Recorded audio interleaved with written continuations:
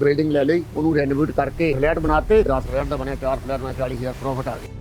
ਮੈਂ ਹੁਣ rollers book ਕੀਤੀ ਹੋਈ ਆ, ਉਹਦੀ ਜਿਹੜੀ ਵੇਟਿੰਗ ਲਿਸਟ ਆ ਉਹ 6 ਤੋਂ 8 ਮਹੀਨੇ ਦੀ। ਜਿੱਦਾਂ ਗਾਲ ਕੱਢ ਕੇ ਵੀ ਇੰਗਲੈਂਡ ਦਾ ਪੈਸੇ ਲੈ ਕੇ ਆ ਗਿਆ। ਹੁਣ ਸਾਡੀ ਮਾਰਕੀਟ ਖਰਾਬ ਕਰੀ। ਸਾਰੀ ਹਸਪੀਟਲ ਨੂੰ 1 ਲੱਖ ਤੇ 1 ਲੱਖ ਦਿੱਤਾ ਪੀਸਾਰ। ਫਿਕਸ ਆਪਣੀ ਸੁਸਾਇਟੀ ਹੈ, ਸੋ 1 ਲੱਖ ਉਹਨਾਂ ਨੂੰ ਦਿੱਤਾ। ਆਪ ਤੇ ਭਰੋਸਾ ਵੀ ਸੀਗਾ ਵੀ ਯਾਰ ਕੋਈ ਨਾ ਪੈਸੇ ਬਣਾਏ ਆ ਫਿਰ ਬਣਾ ਕੇ। ਤੁਸੀਂ ਇਹ ਕਹੋ ਕਿ ਜ਼ਿੰਦਗੀ ਦੁਬਾਰਾ ਨਵੇਂ ਸ਼ੁਰੂ ਕਰਨੀ ਪਈ ਇੱਥੇ। ਡਿਸਾਈਡ ਕੀਤਾ ਸੀ ਵੀ ਮੈਂ ਅਮਰੀਕਾ ਜਾਣਾ ਹੈ ਜਾਂ ਇੰਗਲੈਂਡ ਜਾਣਾ ਜਾਂ ਕੈਨੇਡਾ। ਦਿੱਲੀ ਕਾਲੀ ਕਬੂਲ ਜਿੱਦਾਂ ਦੀ ਮਰਜ਼ੀ ਟੀਮ ਹੋਵੇ, ਸਾਨੂੰ ਕੋਈ ਬਾਹਰੋਂ ਰਾਦਾ ਨਹੀਂ ਕਰਦੇ। ਇੱਕ ਬਿਜ਼ਨਸ ਤੋਂ ਦੂਸਰੇ ਬਿਜ਼ਨਸ, ਦੂਸਰੇ ਤੋਂ ਤੀਸਰੇ ਬਿਜ਼ਨਸ। ਕੀ ਕਾਰਨ ਸੀ ਤੁਹਾਡੇ ਸਕਸੈਸਫੁਲ ਹੋਣ ਦੇ?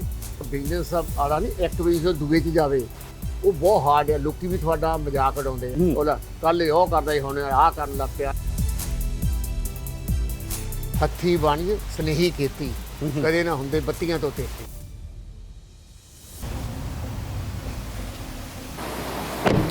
ਸ਼ੇਰੇ ਪੰਜਾਬ ਦੀ ਇਸ ਵੀਡੀਓ ਸੀਰੀਜ਼ ਦੇ ਵਿੱਚ ਅੱਜ ਤੁਹਾਡੀ ਮੁਲਾਕਾਤ ਕਰਾਵਾਂਗੇ ਬਿਜ਼ਨਸਮੈਨ ਐਂਡ ਫਿਲਾਂਥਰੋਪਿਸਟ ਮਨਜੀਤ ਲਿਟ ਹੋਣਾ ਦੇ ਨਾਲ। ਸੋ ਆਓ ਮਿਲਦੇ ਹਾਂ ਮਨਜੀਤ ਲਿਟ ਹੋਣਾ ਨੂੰ। Good morning, Litt sir. Good morning, Sindhu sir. Welcome. Thank you for inviting us into your house. No problem. Thank you. Most welcome. वाह जी वाह, बहुत आलीशान घर बनाया लिट sir. Thank you. God gifted है बस।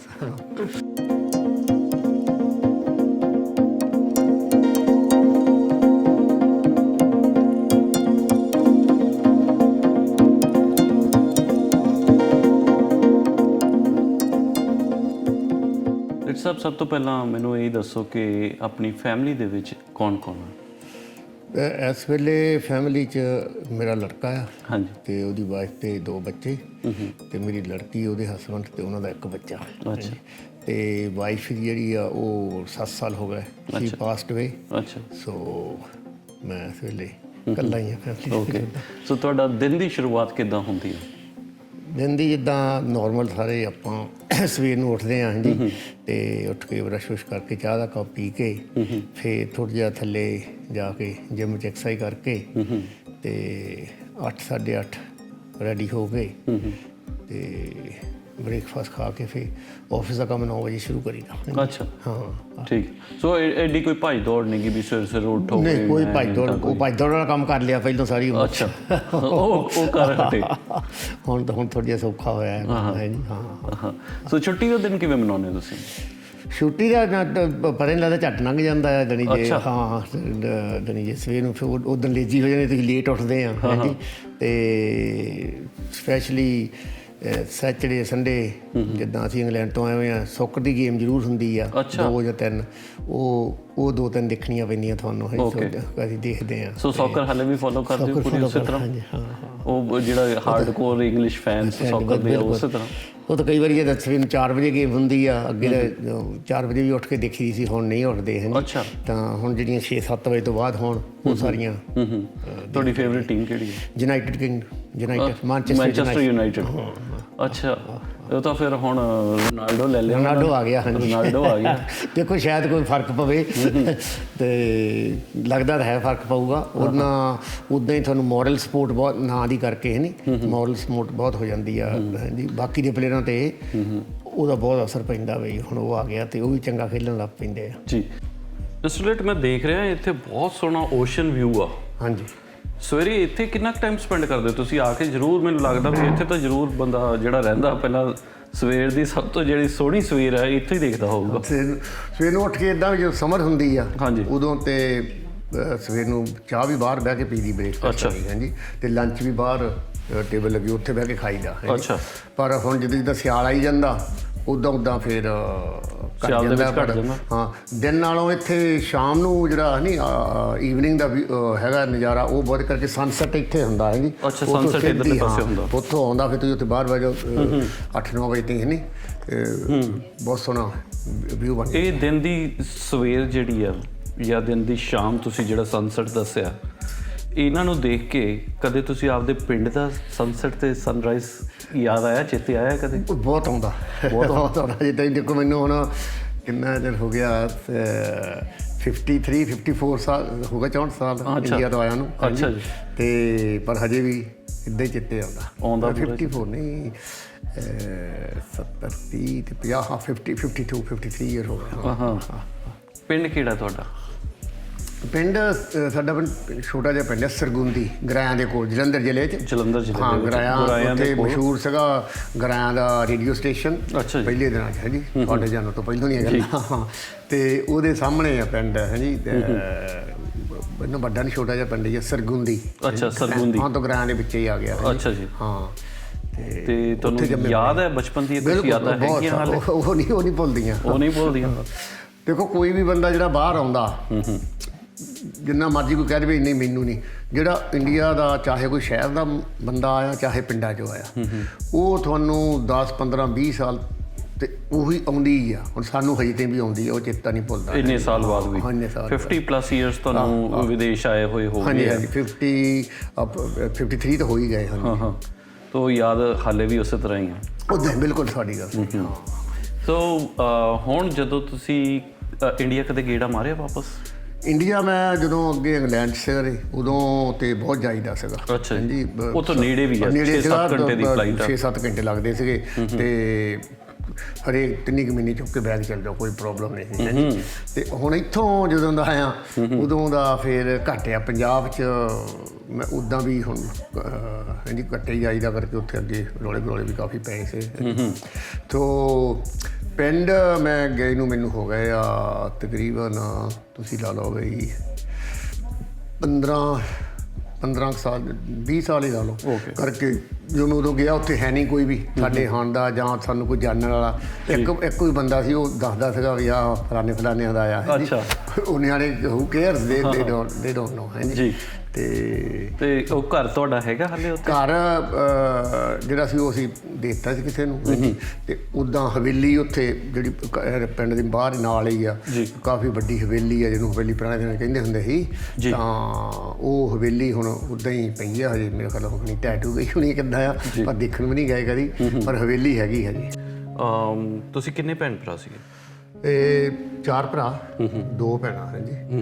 ਤੇ ਚਾਰੇ ਭਰਾ ਅਸੀਂ ਬਾਹਰ ਆ ਗਏ ਸੀਗੇ। ਮੈਂ ਇੰਗਲੈਂਡ 'ਚ ਆ ਗਿਆ ਸੀ। ਅੱਛਾ ਜੀ। ਦੂਜੇ 3 ਕੈਨੇਡਾ 'ਚ ਆ ਗਏ। ਉਹ ਛੋਟੇ ਸੀਗੇ ਵੱਡੇ? ਉਹ ਮੇਰੇ ਤੋਂ ਛੋਟੇ ਸਾਰੇ। ਉਹ ਤੁਹਾਡੇ, ਤੁਸੀਂ ਸਭ ਤੋਂ ਵੱਡੇ ਸੀ ਪਰਿਵਾਰ ਦੇ ਵਿੱਚ? ਨਹੀਂ, ਸਿਸਟਰ ਮੇਰੀ ਵੱਡੀ ਸੀਗੀ ਸਾਡੇ ਤੋਂ। ਅੱਛਾ ਜੀ। ਤੇ ਇੱਕ ਸਿਸਟਰ ਛੋਟੀ, ਉਹ ਵੀ ਇੰਗਲੈਂਡ 'ਚ ਸੀਗੀ। ਅੱਛਾ। ਤੇ ਬਾਅਦ 'ਚ ਉਹ ਵੀ ਇੱਥੇ ਆ ਗਈ ਹੁਣ। ਅੱਛਾ। ਹਾਂਜੀ। ਸੋ ਸਾਰੇ ਭੈਣ ਭਰਾ ਤੁਸੀਂ ਬਾਹਰ ਆ ਗਏ? ਬਾਹਰ ਆ ਗਏ, ਪਰ ਉਹਨਾਂ 'ਚੋਂ 2 ਇੰਡੀਆ ਵਾਪਸ ਚਲੇ ਗਏ। ਵਾਪਸ ਵੀ ਚਲੇ ਗਏ? ਅੱਛਾ। ਇੱਕ ਤੇ ਚਲਾ ਗਿਆ 84 'ਚ। ਅੱਛਾ ਜੀ। ਹਾਂਜੀ, ਉਹ ਕਹਿੰਦਾ ਮੈਂ ਨਹੀਂ ਇੱਥੇ ਰਹਿਣਾ। ਉਹਨਾਂ ਨੂੰ ਪਸੰਦ ਨਹੀਂ ਆਇਆ? ਪਸੰਦ ਨਹੀਂ ਆਇਆ। ਅੱਛਾ। ਕਹਿੰਦਾ ਉਦੋਂ ਇੱਦਾਂ ਹੁੰਦੀ ਦਿਨੇ ਉਹ ਕਹਿੰਦਾ ਮੈਨੂੰ ਤਾਂ ਬਾਹਲਾ ਪਤਾ ਨਹੀਂ, ਮੈਂ ਇੱਥੇ ਸੈਰ ਨਹੀਂ ਆਉਂਦਾ ਹੁੰਦਾ ਸੀ। ਉਹ ਕਹਿੰਦਾ ਦਿਨੇ ਕੰਮ ਕਰਦੇ ਆ, ਰਾਤ ਨੂੰ ਫਾਰਮਾਂ 'ਚ ਜਾ ਕੇ ਗਰੋਸਰੀ ਵੇਚਣ ਜਾਂਦਾ ਮੈਂ, ਤਾਂ ਗੁਜ਼ਾਰਾ ਚੱਲਦਾ।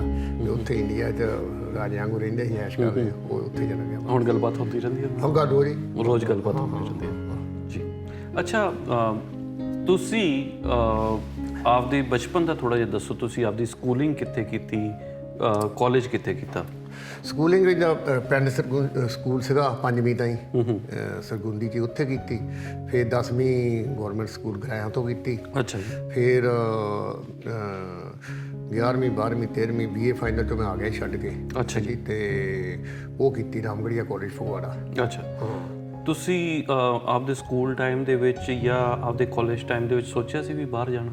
ਪਹਿਲਾਂ ਤੋਂ ਕਰਕੇ ਉਹ ਇੱਦਾਂ ਸੀ, ਜਦੋਂ ਆਪਾਂ ਨਿੱਕੇ ਹੁੰਦੇ ਸੀ ਨਹੀਂ, ਜਿੱਦਾਂ 8-10 ਸਾਲ ਦੇ ਸੀਗੇ, ਤੇ ਉਹ ਬਾਹਰਲੇ ਰਿਸ਼ਤੇਦਾਰ ਜਾਂ ਪਿੰਡ ਦੇ ਜਿਹੜੇ ਇੰਗਲੈਂਡ ਤੋਂ ਆਉਂਦੇ ਸੀਗੇ, ਉਹਨਾਂ ਨੂੰ ਦੇਖ ਕੇ ਉਹਨਾਂ ਦੇ ਉਦੋਂ ਨਾਈਲਨ ਦੀਆਂ ਸ਼ਰਟਾਂ ਹੁੰਦੀਆਂ ਸੀ, ਜਾਂ ਉਹਨਾਂ ਦੇ ਤਗਦ ਦੇ ਲਾਲ ਚਿਹਰੇ ਹੋਣੇ ਹੈ ਜੀ। ਤੇ ਉਹ ਦੇਖ ਕੇ ਅਸੀਂ ਕਹਿੰਦੇ ਬਾਹਰ ਜਾ ਕੇ ਇੱਦਾਂ ਬੰਦਾ ਹੋ ਜਾਂਦਾ, ਬਾਹਰ ਜਾਣਾ। ਅੱਛਾ। ਜਿੰਨੇ ਸਾਡਾ ਗਰੁੱਪ ਸੀਗਾ ਸਾਰਾ ਇਹੀ ਚਾਹੁੰਦੇ ਸੀ ਕਿਸ ਤਰ੍ਹਾਂ ਬਾਹਰ ਜਾਈਏ ਹੈ ਜੀ। ਤੁਸੀਂ ਗੱਲ ਕਰ ਰਹੇ ਹੋ ਮੇਰੇ ਖਿਆਲ 65 63 64 65 ਦੀ? 60 ਤੋਂ ਲੈ ਕੇ 65 ਦੀ। ਮੇਰੀ ਜਨਰੇਸ਼ਨ ਦੇ ਜਿਹੜੇ ਲੋਕ ਆ ਉਹ ਸੋਚਦੇ ਸ਼ਾਇਦ ਬਾਹਰ ਜਾਣ ਦਾ ਕਰੇਜ਼ ਜਿਹੜਾ 70-80 ਦੇ ਦਹਾਕੇ ਦੇ ਵਿੱਚ ਜਾ ਕੇ ਸ਼ੁਰੂ ਹੋਇਆ, ਪਰ ਤੁਸੀਂ ਕਹਿੰਦੇ 60-65 ਦੇ ਵਿੱਚ ਵੀ ਇਹ ਗੱਲਾਂ ਸੀਗੀਆਂ। ਮੈਂ ਤੁਹਾਨੂੰ ਦੱਸਦਾ, ਜਿਹੜੇ ਅਸੀਂ ਕਾਲਜ ਦੇ ਮੁੰਡੇ ਹੁੰਦੇ ਸੀਗੇ, ਜਿੱਦਾਂ ਅਸੀਂ ਸੀਗੇ 4-5 ਸਾਡੇ ਪਿੰਡ ਦੇ, ਜਿਹੜੇ ਸ਼ਹਿਰ ਦੇ ਸੀਗੇ ਚੰਗੇ ਘਰਾਂ ਦੇ ਮੁੰਡੇ, ਉਦੋਂ ਉਹ ਵੀ ਕਹਿੰਦੇ ਹੁੰਦੇ ਸੀ ਬਈ ਕੋਈ ਸਾਕ ਮਿਲ ਜਾਏ, ਕੋਈ ਅੰਨੀ ਕਾਲੀ ਕਬੂਰ, ਜਿੱਦਾਂ ਦੀ ਮਰਜ਼ੀ ਟੀਮ ਹੋਵੇ, ਸਾਨੂੰ ਕੋਈ ਬਾਹਰੋਂ ਰਾਹਦਾਰੀ ਘੱਲ ਦੇਵੇ, ਅਸੀਂ ਬਾਹਰ ਚੱਲ ਜਾਈਏ। ਰਾਹਦਾਰੀ ਮਿਲ ਜਾਵੇ ਕਿਸੇ ਤਰ੍ਹਾਂ, ਰਾਹਦਾਰੀ ਕੋਈ ਘੱਲ ਦੇਵੇ ਸਾਨੂੰ, ਸਾਕ ਘਰਾਂ ਬਾਹਲਿਆਂ ਦਾ ਹੋ ਜਾਵੇ।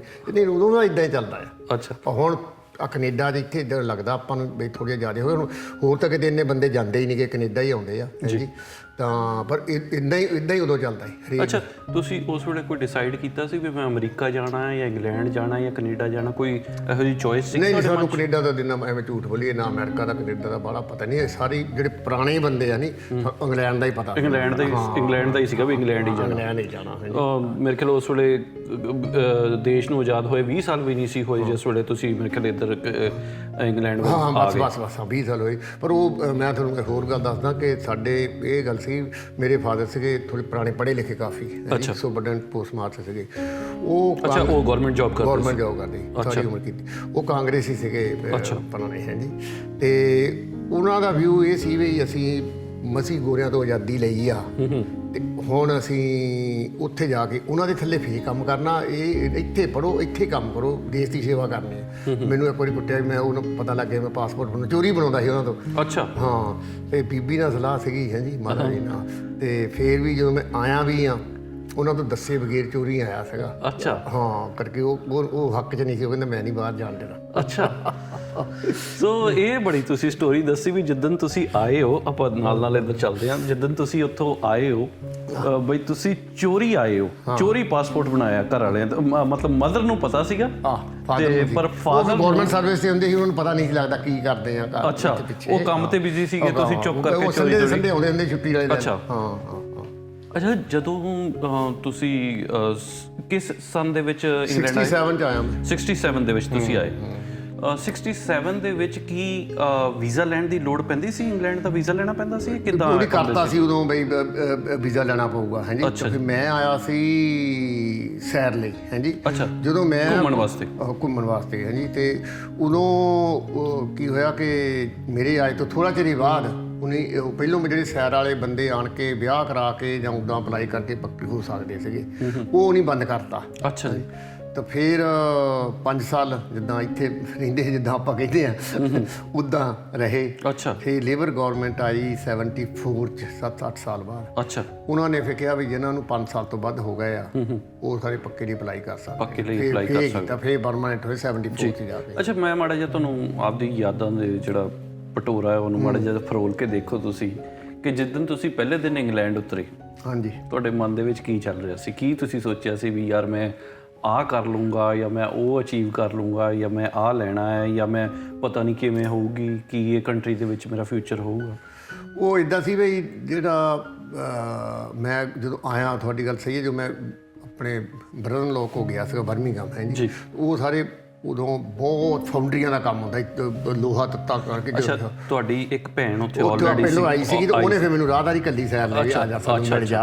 ਹਾਂ, ਉਸ ਬੇਸ ਤੇ ਆ ਗਿਆ ਸੀ। ਠੀਕ ਹੈ। ਅੱਛਾ, ਉਹ ਮੈਨੂੰ ਕਹਿੰਦੇ ਵੀ ਜਾਣ ਕੇ ਹੁੰਦਾ ਸਾਰਿਆਂ ਨੂੰ ਲੈ ਕੇ ਜਾਂਦੇ ਵੀ ਆ ਜਾ ਕੰਮ ਤੈਨੂੰ ਦਿਖਾ ਲਈ। ਜਦੋਂ ਉੱਥੇ ਗਿਆ ਤਾਂ ਉਹ ਮੈਨੂੰ ਕਹਿੰਦੇ ਇੰਨੇ ਵਜੇ ਆ ਜਾਈ, 12 ਵਜੇ ਸਾਡੀ ਟੀ ਬ੍ਰੇਕ ਲੰਚ ਬ੍ਰੇਕ ਹੁੰਦੀ ਆ। ਮੈਂ ਗਿਆ, ਉਹ ਜੋ ਥੱਲਿਓਂ ਆਏ ਤੇ ਉਹ ਮੈਨੂੰ ਹਾਕਾ ਮਾਰ ਕੇ ਬੁਲਾਉਣ, ਮੈਂ ਦੇਖਾਂ ਹੀ ਨਾ, ਉਹਨਾਂ ਦਾ ਮੂੰਹ ਸਿਰ ਪਛਾਣ ਹੀ ਨਹੀਂ ਸੀ ਹੁੰਦਾ ਕੋਈ ਵੀ। ਅੱਛਾ।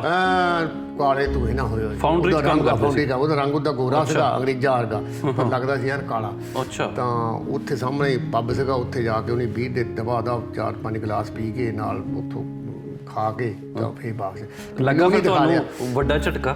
ਨਹੀਂ, ਉਹਨੇ ਮੈਨੂੰ ਦਿਖਾ ਲਿਆ, ਕਹਿੰਦੇ ਆ ਇੱਦਾਂ ਕੰਮ ਕਰਦੇ ਆ। ਮੈਂ ਕਿਹਾ ਵੀ ਨਹੀਂ, ਮੈਂ ਨਹੀਂ ਕਰਨਾ, ਮੈਂ ਵਾਪਸ ਚੱਲ ਜਾਣਾ। ਅੱਛਾ ਜੀ। ਤਾਂ ਮੈਂ ਇਹ ਕੰਮ ਨਹੀਂ ਕਰ ਸਕਦਾ। ਤੇ ਫਿਰ ਕੁਦਰਤੀ ਮੇਰੇ ਤੋਂ ਪਹਿਲੋਂ ਆਇਆ ਸੀਗਾ ਕਾਲਜ ਦਾ ਫਰੈਂਡ, ਉਹ ਰਹਿੰਦੇ ਇੱਧਰ ਲੰਡਨ ਵਾਲਾ। ਅੱਛਾ।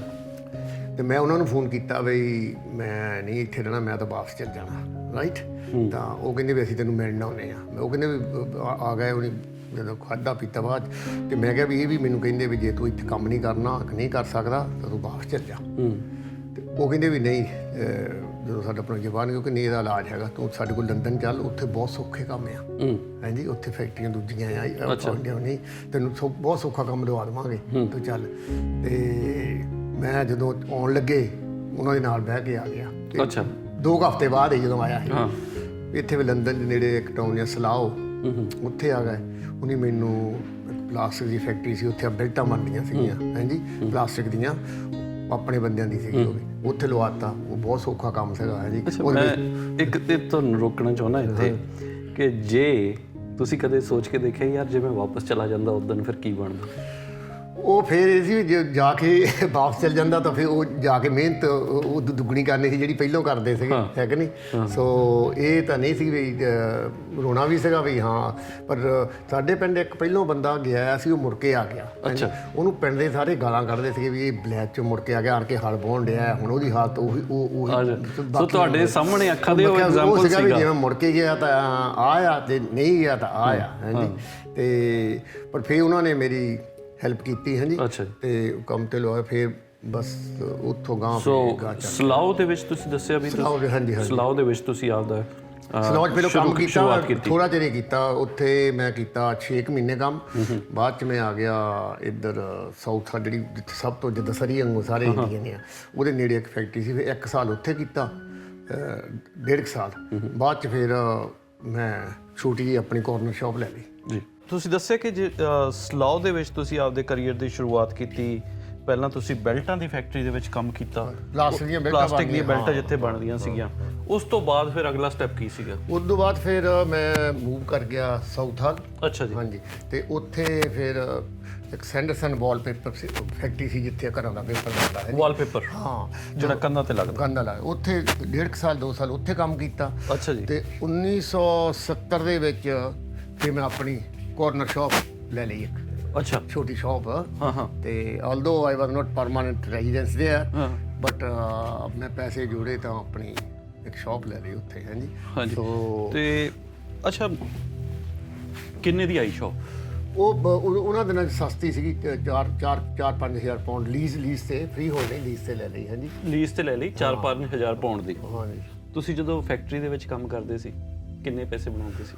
ਉਦੋਂ ਫੈਕਟਰੀ ਪੇ ਬਹੁਤ ਥੋੜੀ ਸੀ। ਉਦੋਂ ਫੈਕਟਰੀ ਦੇ ਵਿੱਚ ਤਾਂ ਬਣਦੇ ਸੀਗੇ, ਤੁਸੀਂ ਕਹ ਲਓ ਬਈ 8 ਪਾਉਂਡ ਗੁੱਡ ਪੇ ਗਿਣੀ ਜਾਂਦੀ ਸੀ, ਵੀਕ ਦੀ ਹੁੰਦੀ ਸੀ, ਵੀਕਲੀ ਉੱਥੇ ਵੀਕ ਤਨਖਾਹ ਮਿਲਦੀ ਤੁਹਾਨੂੰ। 8 ਪਾਉਂਡ ਸਾਰੇ ਵੀਕ ਦੀ? ਹਾਂਜੀ, ਇਦਾਂ ਸੀ। ਪਹਿਲਾਂ 6 ਪਾਉਂਡ ਵੀ ਮਿਲਦੀ, ਪਹਿਲਾਂ 4 ਪਾਉਂਡ ਤੇ ਵੀ ਕੰਮ ਕੀਤਾ ਵੀਕ ਦੇ। ਹਾਂ, 8 ਪਾਉਂਡ ਵੀਕ ਦੀ ਤਨਖਾਹ ਮਿਲਦੀ ਸੀ। ਤੇ ਤੁਸੀਂ 4000 ਪਾਉਂਡ ਦੀ ਦੁਕਾਨ ਫਿਰ ਲਈ? ਨਹੀਂ, ਮੈਂ ਕੀ ਕੀਤਾ ਸੀ, ਮੈਂ ਪਹਿਲੋਂ 67 ਜੋ ਲੰਡਨ ਆਇਆ ਸੀ, ਉੱਥੇ ਘਰ ਲੈ ਲਿਆ। ਅੱਛਾ। 4000 ਦਾ 400 ਪਾਉਂਡ ਜੋੜਿਆ ਸੀ ਉਦੋਂ, ਤੇ ਉਹਦਾ ਡਾਊਨ ਕਰਕੇ ਬਾਕੀ ਲੈ ਲਈ ਮੋਰਗੇਜ। ਅੱਛਾ।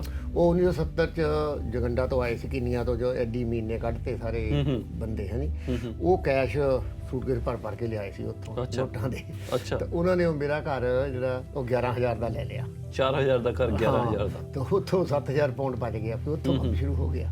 ਅੱਛਾ, ਇਹ ਜਿਹੜਾ ਪੈਸੇ ਇਦਾਂ ਬਚਾ ਕੇ ਬਿਜ਼ਨਸ ਦੇ ਵਿੱਚ ਜਾਂ ਇਦਾਂ ਘਰ ਦੇ ਵਿੱਚ ਇਨਵੈਸਟ ਕਰ ਲੈਣਾ, ਫਿਰ ਇੱਕ ਬਿਜ਼ਨਸ ਜਿਹੜਾ ਉਹ ਖਰੀਦ ਲੈਣਾ, ਤੁਸੀਂ ਆਪਣੀ ਲਾਈਫ ਦੇ ਵਿੱਚ ਕੀਤਾ, ਬਾਰ-ਬਾਰ ਕੀਤਾ, ਇਹ ਤੁਹਾਡਾ ਗੁਣ ਕਿੱਥੋਂ ਆਇਆ ਤੁਹਾਡੇ ਕੋਲ?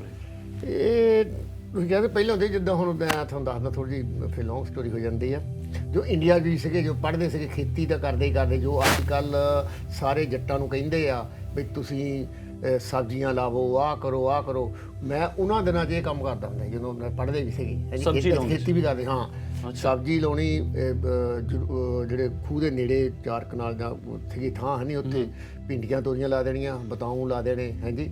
ਤੇ ਇੱਦਾਂ ਦੀਆਂ ਚੀਜ਼ਾਂ, ਰਾਮ ਤੋਰੀਆਂ ਲਾਤੀਆਂ, ਉਹ ਰਾਮ ਤੋਰੀ ਉੱਦਾਂ ਹੀ ਦਰਖਤਾਂ 'ਤੇ ਚੜ੍ਹ ਕੇ ਰੱਡੀਆਂ ਹੋ ਜਾਂਦੀਆਂ ਸੀ। ਤੇ ਉਹ ਫਿਰ ਸਾਡੇ ਨਾਲ ਹੀ ਗਰਾਇਆ, ਹਾਂਜੀ, ਉਹ ਉੱਥੇ ਵੇਚ ਆਉਣੀਆਂ। ਉੱਥੋਂ ਬਾਅਦ ਜਦੋਂ ਸਮਝਿਆ ਤਾਂ ਅੰਬ ਲੈ ਆਉਣੇ, ਅੰਬਾਂ ਦੀ ਬੇਟੀ ਗਿਆ ਕੇ ਪਿੰਡ ਲਿਆ ਕੇ ਅੰਬ ਵੇਚ ਦੇਣਾ, ਅੰਬ ਸਾਰਿਆਂ ਨੂੰ ਢੋਰਾ ਪਹੁੰਚਾ ਦੇਣਾ, ਜਿਹੜਾ ਝੀਰ ਹੁੰਦਾ ਸੀ ਉਹਦੇ ਕੋਲ ਦੇ ਕੇ, ਹਾਂਜੀ। ਤੇ ਉਹ ਉੱਥੇ ਵੇਚ ਦੇਣੇ। ਅੱਛਾ, ਤੁਹਾਡੇ ਪਿਤਾ ਜੀ ਜਿਹੜੇ ਸੀਗੇ ਉਹ ਸਰਕਾਰੀ ਜੌਬ ਕਰਦੇ ਸੀਗੇ, ਕੋਈ ਇਹੋ ਜਿਹਾ ਨਹੀਂ ਵੀ ਤੁਹਾਨੂੰ ਕੋਈ ਪੈਸੇ ਦੀ ਤੰਗੀ ਪੇਸ਼ੀ ਸੀਗੀ, ਫਿਰ ਵੀ ਇਹ ਕੰਮ ਤੁਹਾਨੂੰ ਕਿੰਨੇ ਪ੍ਰੇਰਣਾ ਦਿੱਤੀ ਇਸ ਕੰਮ ਦੀ? ਜਿੱਦਾਂ ਤੁਸੀਂ ਕਹ ਲਓ ਬੱਚੇ, ਜਿਹੜੇ ਮੇਰੇ ਗ੍ਰੈਂਡਫਾਦਰ ਸੀ, ਨਹੀਂ, ਜੋ ਇਹ ਗੱਲ ਤੁਸੀਂ ਕਰ ਲਓ, 1800 ਦੀ ਹੋਊਗੀ ਜਦੋਂ ਉਹ 1900 ਲੇਟ 1800 ਕਰ ਲਓ ਜਾਂ ਸਟਾਰਟ 1900 ਕਰ ਲਓ, ਉਹ ਪਿੰਡ 'ਚ ਉਦੋਂ ਵੀ ਨਾ ਖੇਤੀ ਵੀ ਕਰਦੇ ਸੀ, ਨਾਲ ਉਹ ਦੁਕਾਨ ਵੀ ਆਪਣੀ ਪਾਈ ਸੀ। ਅੱਛਾ, ਸੋ ਪਰਿਵਾਰ ਦੇ ਵਿੱਚ ਸੀਗਾ, ਇਸੇ ਕਰਕੇ ਹੀ ਆ, ਹਾਂਜੀ। ਤੇ ਉਹ ਫਿਰ ਜਦੋਂ ਰੌਲੇ ਪਏ ਆ, ਉਹ ਤੋਂ ਜੋ ਬਾਅਦ ਤੋਂ ਜਿਹੜੇ ਲੋਕ ਸਾਡੇ ਪਿੰਡ ਕਾਫੀ ਆਏ ਸੀਗੇ, ਉਹਨਾਂ ਨੂੰ ਉਧਾਰ ਲੈ ਦਿੱਤਾ, ਉਹ ਸਾਰਾ ਸਮਾਨ ਉਧਾਰ ਦਿੱਤਾ, ਪੈਸੇ ਕਿਸੇ ਨੇ ਮੋੜੇ ਨਾ, ਉਹਨੂੰ ਦੁਕਾਨ ਬੰਦ ਕਰਨੀ ਪਈ। ਉਹ 47 ਦੀ ਗੱਲ ਦੱਸਦੇ ਤੁਸੀਂ? ਹਾਂ। ਅੱਛਾ, ਉਹਨਾਂ ਗੱਲਾਂ ਦਾ ਬਾਹਲਾ ਨਹੀਂ ਕੀਤਾ। ਹਾਂ। ਸੋ ਅਸੀਂ ਮੁੜ ਕੇ ਫਿਰ ਇੰਗਲੈਂਡ ਵੱਲ ਆਉਂਦੇ ਆ ਕਿ ਤੁਸੀਂ ਕਾਰਨਰ ਸਟੋਰ ਲੈ ਲਿਆ। ਕਾਰਨਰ ਸਟੋਰ ਫਿਰ ਵਧੀਆ ਚੱਲਣ ਲੱਗ ਗਿਆ? ਠੀਕ ਸੀਗਾ, ਕਰਕੇ ਇਕੱਲਾ ਸੀਗਾ, ਵਿਆਹ ਹੈ ਨਹੀਂ, ਵਿਆਹ ਤਾਂ ਮੈਂ ਕਰਾਇਆ ਜਾ ਕੇ 75। ਅੱਛਾ। ਤੇ ਲੋਕਾਂ 'ਤੇ ਡਿਪੈਂਡ ਕਰਦਾ ਹੈ, ਜਿਹੜਾ ਕੋਈ ਵੀ ਬਿਜ਼ਨਸ ਹੈ ਉਹਦੇ 'ਚ ਤੁਹਾਡੀ ਫੈਮਿਲੀ ਦੀ ਇਨਵੋਲਵਮੈਂਟ ਬਹੁਤ ਜ਼ਰੂਰੀ ਆ, ਸਪੈਸ਼ਲੀ ਵਾਈਫ ਦੀ ਤੁਹਾਨੂੰ ਉਹਦਾ ਸਾਥ ਇਦਾਂ ਦੇ ਬਿਜ਼ਨਸ 'ਚ ਬਹੁਤ ਜ਼ਰੂਰੀ ਆ। ਹਾਂਜੀ ਚਲੋ ਆ ਕੰਸਟਰਕਸ਼ਨ ਦਾ ਦੂਜਾ ਤੁਸੀਂ ਆਪ ਕਰੀ ਜਾਓਗੇ, ਪਰ ਉਹਦੇ 'ਚ ਸੋ ਫਿਰ ਉਹਦੇ 'ਚ ਕਾਫੀ ਨਾ ਬੜਾ ਕਮਾਇਆ ਤੇ ਨਾ ਬੜਾ ਗਵਾਇਆ, ਤੁਸੀਂ ਇਹ ਕਰ ਲਓ ਕਰਕੇ ਸਾਰਾ ਸਟਾਫ ਤੇ ਐਂਟਰ ਇਕੱਲਾ ਬੰਦਾ ਕੀ ਕਰੂਗਾ। ਹਾਂਜੀ ਸੋ 70 ਦੇ ਵਿੱਚ ਤੁਸੀਂ ਕਹਿੰਦੇ ਹੋ 70 ਦੀ ਕੀਤੀ, ਫਿਰ 74 ਚ ਜਦੋਂ ਪੱਕਾ ਹੋ ਗਿਆ ਫਿਰ ਮੈਂ ਉਹ ਦੁਕਾਨ ਵੇਚਤੀ ਹੈ। ਸੋ ਕਾਰਨਰ ਸਟੋਰ ਵੇਚਤਾ 74। ਫਿਰ ਮੈਂ ਕਿਹਾ ਵੀ ਹੁਣ 6 ਮਹੀਨੇ ਮੈਂ ਇੰਡੀਆ ਜਾ ਕੇ ਚਾਹ ਹੁੰਦਾ ਹੈ ਨਹੀਂ, 6 ਮਹੀਨੇ ਪਿੰਡ ਜਾ ਕੇ ਰਹਿਣਾ, ਫਿਰ ਮੈਂ ਪਿੰਡ ਚਲਾ ਗਿਆ। ਕਿ ਪਹਿਲੀ ਵਾਰ ਵਾਪਸ ਗਏ ਸੀ? ਉਦੋਂ ਪਹਿਲੀ ਵਾਰ। ਸੋ 68 ਦੇ ਵਿੱਚ ਤੁਸੀਂ 67 ਦੇ ਵਿੱਚ ਆਏ, 7 ਸਾਲ ਬਾਅਦ 74 ਦੇ ਵਿੱਚ ਤੁਸੀਂ ਦੁਕਾਨ ਵੇਚ ਕੇ ਆਪਦੀ ਤੇ ਫਿਰ ਇੰਡੀਆ ਗਏ 6 ਮਹੀਨੇ ਵਾਸਤੇ। ਉੱਥੇ ਜਾ ਕੇ ਕਾਰ ਲੈ ਲਈ, ਫੀਏਟ 35000 ਦੀ ਨਵੀਂ ਕਾਰ ਆਉਂਦੀ ਸੀ ਆਹ ਕਰਕੇ, ਫਿਰ ਨਵੀਂ ਕਢਾਈ ਨਵੀਂ ਲੈ ਲਈ ਸੀ ਜਲੰਧਰੋਂ। ਤੇ ਉਦੋਂ ਫਿਰ ਉੱਥੇ 6 ਮਹੀਨੇ ਕਾਫੀ ਪੈਸੇ ਖਰਚ ਕੇ ਐਸ਼ ਕਰਕੇ ਫੇਰ ਆ ਗਏ। ਤੇ ਮੈਂ ਕਿਹਾ ਹੁਣ ਨਵੇਂ ਸਿਰੇ ਫੇਰ ਸ਼ੁਰੂ ਕਰਦੇ ਆ। ਅੱਛਾ ਫੇਰ ਆਣ ਕੇ 75 ਚ ਵਿਆਹ ਹੋਇਆ। ਹਾਂਜੀ ਤੇ ਉਦੋਂ ਹੀ ਫਿਰ ਮੈਂ ਇੱਕ ਹੋਰ ਦੁਕਾਨ ਲੈ ਲਈ ਆਣ ਕੇ ਵਾਪਸ ਆ ਕੇ। ਤਾਂ ਤੁਹਾਨੂੰ ਲੱਗਦਾ ਵੀ ਜਿਹੜਾ ਤੁਹਾਨੂੰ 74 ਦੇ ਵਿੱਚ ਵਾਪਸ ਜਾਣਾ ਔਰ ਇਦਾਂ ਜਾ ਕੇ ਉੱਥੇ ਪੈਸੇ ਪੂਸੇ ਖਰਚ ਕਰਨੇ, ਇਹ ਯੰਗ ਏਜ ਦਾ ਡਿਸੀਜਨ ਸੀ ਜਾਂ ਅੱਜ ਵੀ ਤੁਸੀਂ ਇਹ ਦੁਬਾਰਾ ਕਰ ਸਕਦੇ? ਨਹੀਂ ਉਹ ਜੰਗ ਦਾ ਸੀਗਾ, ਹੁਣ ਮੈਂ ਬਹੁਤ ਪਛਤਾਉਣਾ, ਬਹੁਤ ਪੈਸੇ ਬਹੁਤ ਖਰਾਬ ਕੀਤੇ। ਨਹੀਂ ਉਹ ਗਲਤ ਸੀਗਾ, ਉੱਦਾਂ ਜਾਣਾ ਚਾਹੀਦਾ ਸੀ ਗੇੜਾ ਲਾ ਕੇ। ਹੁਣ ਮੈਂ ਸੋਚਦਾ ਵੀ ਜਿਹੜਾ ਇੰਨਾ ਪੈਸਾ ਖਰਚਿਆ ਉੱਥੇ ਉੱਦਾਂ ਹੀ ਨਹੀਂ ਬੇਸਾਬਾ ਲੋਕਾਂ ਨੂੰ ਸ਼ਰਾਬਾਂ ਪੜਾ, ਬੱਕਰੇ ਖੜਾ, ਉਹ ਕਰਾ, ਲੈ ਜਾਣਾ ਗੱਡੀ ਭਰ ਕੇ ਲੁਧਿਆਣੇ ਲੈ ਗਿਆ, ਜਲੰਧਰ ਲੈ ਗਿਆ। ਹੈ ਜੀ ਉਹ ਚਲੋ ਉਦੋਂ ਇਦਾਂ ਸੀਗਾ, ਪਰ ਉਹ ਗਲਤ ਸੀਗਾ। ਹਾਂ ਬਹੁਤ ਉਦੋਂ ਮੈਂ ਹੁੰਦਾ ਵੀ ਉੱਥੇ ਕੋਠੇ ਪਾ ਸਕਦੇ, ਕੋਠੀ ਪਾ ਸਕਦੇ, ਆਹ ਕਰ ਸਕਦੇ, ਜਿਹੜੇ ਪੈਸੇ ਇਦਾਂ ਖਰਾਬ ਕੀਤੇ। ਉਦੋਂ ਹੁੰਦਾ ਤੁਹਾਨੂੰ ਚਾਹ ਹੁੰਦਾ ਸਾਰੇ ਆਪਦੇ ਆਪ ਤੇ ਭਰੋਸਾ ਵੀ ਸੀਗਾ ਵੀ ਯਾਰ ਕੋਈ ਨਾ ਪੈਸੇ ਬਣਾਏ ਆ ਫਿਰ ਬਣਾ ਲੂੰਗਾ। ਇਹ ਤਾਂ ਸੀਗਾ ਵੀ ਹਾਂ ਜਾ ਕੇ ਫੇਰ ਕਮਾਣੇ, ਹੁਣ ਇੰਨੇ ਖੈਰੀ ਖਰਚ ਲਓ ਥੋੜ੍ਹਾ ਜਿਹਾ, ਕੋਈ ਗੱਲ ਨਹੀਂ। ਪਰ ਥੋੜੇ ਮੈਂ ਛੱਡ ਗਿਆ ਸੀ ਇੰਗਲੈਂਡ 'ਚ, ਵੀ ਪਤਾ ਸੀ ਵੀ ਜਾ ਕੇ ਆਣ ਕੇ ਕੁਛ ਕਰ ਸਕਦੇ ਆ। ਅੱਛਾ ਤੁਹਾਡੀ ਲਾਈਫ ਦੇ ਵਿੱਚ ਤੁਹਾਡੀ ਵਾਈਫ ਦੀ ਐਂਟਰੀ ਹੋਈ ਇਸ ਵੇਲੇ 75 ਦੇ ਵਿੱਚ, ਤੁਸੀਂ ਕਿਹਾ ਕਿ ਤੁਹਾਡੇ ਨਾਲ ਹੀ ਚਲੇ ਗਏ ਸੀ ਉਹ ਇੰਗਲੈਂਡ? ਨਹੀਂ ਮੈਂ ਇੰਡੀਆ ਤੋਂ ਮੁੜ ਕੇ ਆ ਕੇ ਵਿਆਹ ਕਰਾਇਆ। ਅੱਛਾ ਹਾਂ 74 ਦੇ ਅਰਲੀ ਚਲੇ ਗਿਆ ਸੀ, ਫਿਰ ਮਈ ਜੂਨ ਚ ਆਣ ਕੇ ਫੇਰ ਵਿਆਹ। ਅੱਛਾ ਉਹ ਇੰਗਲੈਂਡ ਹੀ ਸੀਗੇ ਆਲਰੇਡੀ? ਉਹ ਇੰਗਲੈਂਡ ਦੀ, ਉਹ 2 ਸਾਲ ਦੀ ਸੀ, ਉਹ 52 ਦੀ ਇੰਗਲੈਂਡ ਚ ਆਈ ਸੀ। ਅੱਛਾ ਹਾਂ ਅੱਛਾ 2 ਸਾਲ ਦੀ ਜਦੋਂ ਆਈ, ਉਹਦੇ ਗ੍ਰੈਂਡ ਪੇਰੈਂਟਸ ਸਭ ਉਹ ਪੁਰਾਣੇ ਇੰਗਲੈਂਡ ਚ ਆਏ ਉਸ ਨੇ। ਸੋ ਤੁਹਾਡੀ ਜਿਹੜੀ ਸ਼ਾਦੀशुदा ਜ਼ਿੰਦਗੀ ਦੀ ਸ਼ੁਰੂਆਤ ਹੋ ਗਈ ਫਿਰ ਉੱਥੇ ਕੀਤੀ ਆ। ਅੱਛਾ ਫਿਰ ਕੰਮ ਵੀ ਨਵਾਂ ਛੇੜ ਲਿਆ ਕੋਈ ਨਾਲ? ਕੰਮ ਫਿਰ ਉਹ ਉਦੋਂ ਆਣ ਕੇ ਪਹਿਲਾਂ ਗਰੋਸਰੀ ਸੀਗੀ, ਫਿਰ ਇਕੱਲੇ ਮੀਟ ਸ਼ਾਪ ਉਦੋਂ ਘੱਟ ਹੁੰਦੀਆਂ ਸੀ ਇੰਗਲੈਂਡ ਦੇ ਵਿੱਚ। ਤਾਂ ਫਿਰ ਮੀਟ ਦੀ ਸ਼ਾਪ ਸ਼ੁਰੂ ਕੀਤੀ, ਨਾਲ ਥੋੜੀ ਜਿਹੀ ਗਰੋਸਰੀ। ਅੱਛਾ ਤਾਂ ਫਿਰ ਵਾਈਫ ਨਾਲ ਹੀ ਉੱਥੇ ਹੈਲਪ ਕਰਾਉਣ ਲੱਗ ਪਏ। ਇਹ ਤੁਸੀਂ ਸਾਊਥ ਹਾਲ ਦੀ ਗੱਲ ਕਰ ਰਹੇ ਹੋ? ਸਾਊਥ ਹਾਲ, ਹਾਂਜੀ। ਅੱਛਾ ਸੋ ਕੀ ਉਸ ਵੇਲੇ ਤੁਸੀਂ ਕੋਈ ਇੰਡੀਅਨ ਗਰੋਸਰੀ ਸਟੋਰਸ ਵੀ ਸੀਗੇ ਉੱਥੇ? ਗਰੋਸਰੀ ਸੀਗੇ, ਛੋਟੀਆਂ ਦੁਕਾਨਾਂ ਸੀਗੀਆਂ, ਜਦੋਂ ਮੈਂ ਤਾਂ ਛੋਟੀਆਂ। ਤਾਂ ਉਹ ਇੱਦਾਂ ਵੀ ਇੱਕ ਪਾਸੇ ਮੀਟ ਕਰ ਲਿਆ, ਇੱਕ ਪਾਸੇ ਨਾਲ ਗਰੋਸਰੀ ਰੱਖ ਲਈ। ਅੱਛਾ ਤਾਂ ਉਹ ਫਿਰ ਬਾਈ ਗਰੋਸਰੀ ਦਾ ਦੂਜਾ ਸਮਾਨ, ਉਹ ਪਹਿਲਾਂ ਤਾਂ ਮੇਰੇ ਨਾਲ ਅਸੀਂ ਇਕੱਠਿਆਂ ਨੇ ਕੰਮ ਕੀਤਾ। ਅੱਛਾ ਇਕੱਠੇ ਜਾਂਦਾ। ਸੋ ਤੁਹਾਡੀ ਚੰਗੀ ਅੰਡਰਸਟੈਂਡਿੰਗ ਸੀਗੀ ਵੀ ਆਪਾਂ ਇਦਾਂ ਪੈਸੇ। ਔਖਾ ਬਹੁਤ ਹੈ ਜਾਨੀ, ਦੇਖ ਲਓ 24 ਘੰਟੇ ਤੁਸੀਂ ਕੰਮ ਵੀ ਬਿਜ਼ਨਸ ਵੀ ਇਕੱਠੇ ਕਰਨਾ, ਦੂਜਾ ਵੀ ਕਰਨਾ, ਫੈਮਿਲੀ ਵੀ ਗਰੋ ਕਰਨੀ। ਪਰ ਸਮ ਹੋ ਸ਼ੀ ਵਾਸ ਸੋ ਨਾਈਸ, ਉਹਨੇ ਸਾਥ ਬਹੁਤ ਦਿੱਤਾ, ਉਹ ਚੱਲ ਲੈਂਦੀ ਸਾਰਾ ਕੁਝ। ਬੰਦਾ ਹੁਣ ਗੁੱਸੇ ਕਰਕੇ ਵਾਧੂ ਗੱਲਾਂ ਵੀ ਕਹਿ ਜਾਂਦਾ, ਪਰ ਠੀਕ ਹੀ ਰਿਹਾ ਸੁਭਾਅ ਤੁਹਾਡਾ ਕਿਹੋ ਜਿਹਾ ਸੀ? ਠੀਕ। ਉਹ ਦੂਜੀ ਗੱਲ ਇਹ ਸੀ ਬਈ ਉਹ ਪੈਸੇ ਦੇ ਮਾਮਲੇ 'ਚ ਇੰਟਰਫੇਅਰ ਨਹੀਂ ਸੀ ਕਰਦੀ। ਉਹ ਕਹਿੰਦੀ ਜੋ ਤੂੰ ਕਮਾਇਆ, ਜੋ ਤੂੰ ਮਰਜ਼ੀ ਕਰ, ਮੈਨੂੰ ਨਹੀਂ ਹੈਗਾ, ਤੈਨੂੰ ਤੂੰ ਮੈਂ ਤਾਂ ਕੰਮ ਹੀ ਕਰਨਾ, ਮੈਂ ਨਹੀਂ ਪੈਸਾ ਸਾਂਭਣਾ। ਅੱਛਾ ਜ਼ਿਆਦਾ ਡਿਸੀਜਨ ਜਿਹੜਾ ਮੀਟ ਸ਼ਾਪ ਤੋਂ ਮਨਿਆਰੀ ਵੱਲ ਜਾਣ ਦਾ ਤੁਹਾਡਾ ਸੀਗਾ, ਉਹ ਇਸ ਕਰਕੇ ਸੀਗਾ ਕਿ ਲਾਈਫ ਥੋੜੀ ਜਿਹੀ ਸੌਖੀ ਹੋ ਜਾਏਗੀ, ਮੈਨ ਪਾਵਰ ਜਿਹੜੀ ਆ ਘੱਟ ਲੱਗਦੀ ਇਹਦੇ ਵਿੱਚ, ਤੇ ਕੰਟਰੋਲ ਦੇ ਵਿੱਚ, ਹਾਂ ਕੰਟਰੋਲ ਦੇ ਵਿੱਚ ਹੋ ਜਾਏਗਾ। ਤੇ ਫਿਰ ਤੁਸੀਂ ਮਨਿਆਰੀ ਵੱਲ ਆ ਗਏ। ਹਾਂਜੀ ਉਹ ਕੰਮ ਕਿੱਦਾਂ ਰਿਹਾ ਫਿਰ ਤੁਹਾਡੇ ਵਾਸਤੇ? ਉਹ ਫਿਰ ਉਹ ਠੀਕ ਸੀਗਾ। ਉਹ ਪਹਿਲੋਂ ਲਈ ਇੱਕ ਨਾਰਮਲ ਦੁਕਾਨ ਸੀਗੀ। ਫਿਰ 1990 ਦੇ ਵਿੱਚ ਮੈਂ ਜਿਹੜੇ ਜਿੱਦਾਂ ਇੱਥੇ ਬੂਲਕੋ ਆ ਜਾਂ ਵਾਲਮਾਰਟ ਹੈ ਨਹੀਂ, ਇੱਦਾਂ ਸਾਡੇ ਬੂਲਵਰਥ ਹੁੰਦੇ ਸੀਗੇ ਇੰਗਲੈਂਡ, ਉਹ ਸਾਰੇ ਬੰਦ ਹੋ ਗਏ। ਉਹਨਾਂ ਦੀ ਜਗ੍ਹਾ ਸੀ 30,000 ਸਕੁਅਰ ਫੀਟ, ਬਹੁਤ ਵੱਡੀ ਜਗ੍ਹਾ। ਉਹ ਲੈ ਲਈ ਫਰੀ ਹੋਲਡ। ਹਾਂਜੀ ਅੱਛਾ ਉਹ ਲੈ ਕੇ ਫਿਰ ਉੱਥੇ ਬਹੁਤ ਵੱਡਾ ਸਟੋਰ ਖੋਲਿਆ, ਜਾਨੀ ਜੋ ਕੁਛ ਚਾਈਨਾ ਤੋਂ ਸਾਰਾ ਇੰਪੋਰਟ ਕਰਨ ਲੱਗ ਪਏ ਆਪ ਸਿੱਧਾ। ਰਿਸਕ ਨਹੀਂ ਸੀ ਬਹੁਤ ਵੱਡਾ? ਡਰਨਾ ਸੀਗਾ, ਬਹੁਤ ਵੱਡਾ ਰਿਸਕ ਸੀਗਾ। ਉੱਥੇ ਮੇਰੇ ਕੋਲ 50 ਬੰਦੇ ਕੰਮ ਕਰਦੇ ਸੀਗੇ, ਬਹੁਤ ਵੱਡਾ ਸਟੋਰ ਸੀਗਾ। ਪਰ ਉਹ ਵੀ ਫਿਰ 2000 ਤੇ ਚਲਾਇਆ, ਫਿਰ ਪ੍ਰਾਪਰਟੀ ਦਾ ਹੀ ਕਰਦੇ ਸੀਗੇ, ਨਾਲ ਪ੍ਰਾਪਰਟੀ ਕਰਦਾ ਸੀ ਸਾਰਾ। ਅੱਛਾ ਹਾਂਜੀ ਪ੍ਰਾਪਰਟੀ ਲੈ ਕੇ ਵੇਚੀ ਜਾਂਦੀ। ਸੋ ਬਿਜ਼ਨਸ ਤੋਂ ਪ੍ਰਾਪਰਟੀ ਦੇ ਵਿੱਚ ਕਿੱਦਾਂ ਤੁਸੀਂ ਟ੍ਰਾਂਜੀਸ਼ਨ ਕੀਤਾ? ਕੀ ਤੁਹਾਨੂੰ ਕਿਸ ਗੱਲ ਨੇ ਪ੍ਰੇਰਿਆ ਵੀ ਯਾਰ ਇੱਧਰ ਨੂੰ ਜਾਣਾ ਚਾਹੀਦਾ? ਉਹ ਬਿਜ਼ਨਸ ਦੀ ਇਦਾਂ ਵੀ ਜਿਹੜਾ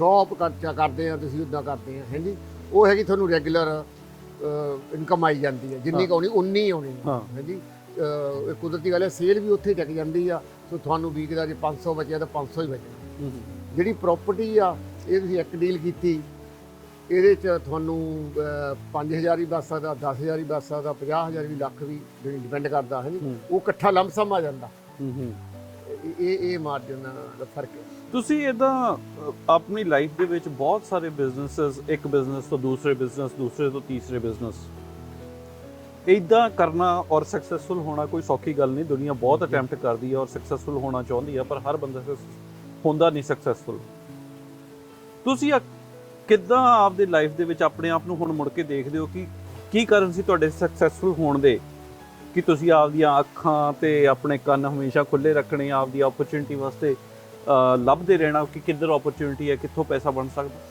ਹਾਂ ਉਹ ਤੁਹਾਡੀ ਗੱਲ ਬਿਲਕੁਲ ਸਹੀ ਹੈ ਜਿਹੜਾ ਬਿਜ਼ਨਸ ਵਾਲਾ ਨਹੀਂ ਇੱਕ ਬਿਜ਼ਨਸ ਦੂਏ 'ਚ ਜਾਵੇ ਉਹ ਬਹੁਤ ਹਾਰਡ ਹੈ ਲੋਕੀ ਵੀ ਤੁਹਾਡਾ ਮਜ਼ਾਕ ਉਡਾਉਂਦੇ ਆ ਉਹਦਾ ਕੱਲ ਇਹ ਉਹ ਕਰਦਾ ਹੀ ਹੁਣ ਆਹ ਕਰਨ ਲੱਗ ਪਿਆ ਇਹ ਹੈ ਨਹੀਂ ਸਰਦਾ ਪਰ ਤੁਹਾਡਾ ਜਿਹੜਾ ਸਟ੍ਰੈਸ ਆ ਨਹੀਂ ਉਹ ਤੁਹਾਨੂੰ ਉਹ ਬਹੁਤ ਲੈਣੀ ਪੈਂਦੀ ਕੋਈ ਵੀ ਬਿਜ਼ਨਸ ਨੂੰ ਸਕਸੈਸਫੁਲ ਬਣਾਉਣ ਲਈ ਜੀ you have to think all the time ਉਹਨੂੰ ਪਲਾਨ ਆਲ ਦਾ ਟਾਈਮ ਕੀ ਕਰਨਾ and you have to own time all the time ਤੁਸੀਂ ਇਹ ਨਹੀਂ ਕਹਿ ਸਕਦੇ ਚਲੋ ਜੀ ਹੁਣ ਜਿੱਥੇ ਮਰਜ਼ੀ ਬੈਠੇ ਰਹੋ ਜਾਂ ਕਰ ਲਓ ਕੋਈ ਗੱਲ ਨਹੀਂ ਸੋ ਇਸ ਕਰਕੇ ਕਾਮਯਾਬ ਕੋਈ ਵੀ ਬਿਜ਼ਨਸ ਹੋਣਾ ਤੁਹਾਨੂੰ ਆਪਣਾ ਟਾਈਮ ਮਾਈਂਡ ਤੇ ਉਹ ਬਹੁਤ ਉੱਤੇ ਲਾਉਣਾ ਪੈਂਦਾ ਰਿਸਕ ਤੇ ਹੈਗਾ ਹੀ ਆ ਜੇ ਤੁਸੀਂ ਮਿਹਨਤ ਨਹੀਂ ਕਰਦੇ ਬਲ ਕੇ ਆਪ ਤੇ ਕਿਸੇ ਉਹ ਪੁਰਾਣੀ ਕਹਾਵਤ ਹੁੰਦੀ ਸੀਗੀ ਕਿ ਹੱਥੀ ਵਣਜ ਸਨੇਹੀ ਖੇਤੀ ਕਦੇ ਨਾ ਹੁੰਦੇ ਬੱਤੀਆਂ ਤੋਤੇ ਜਿਹੜਾ ਵਪਾਰ ਆ ਉਹ ਤੁਹਾਨੂੰ ਆਪ ਕਰਨਾ ਪੈਂਦਾ ਖੇਤੀ ਸਨੇਹ ਦੇ ਕੇ ਤੁਹਾਡੇ ਤੋਂ ਕੰਮ ਨਹੀਂ ਕਰਾ ਸਕਦੇ ਆਪ ਤੁਹਾਨੂੰ ਨਾਲ ਜਾ ਕੇ ਉਹਨਾਂ ਦੇ ਟੌਪ ਤੇ ਰਹਿ ਕੇ ਕਰਨਾ ਪੈਂਦਾ ਸਿਆਣਿਆਂ ਦੀ ਗੱਲ ਕਹੀ ਆ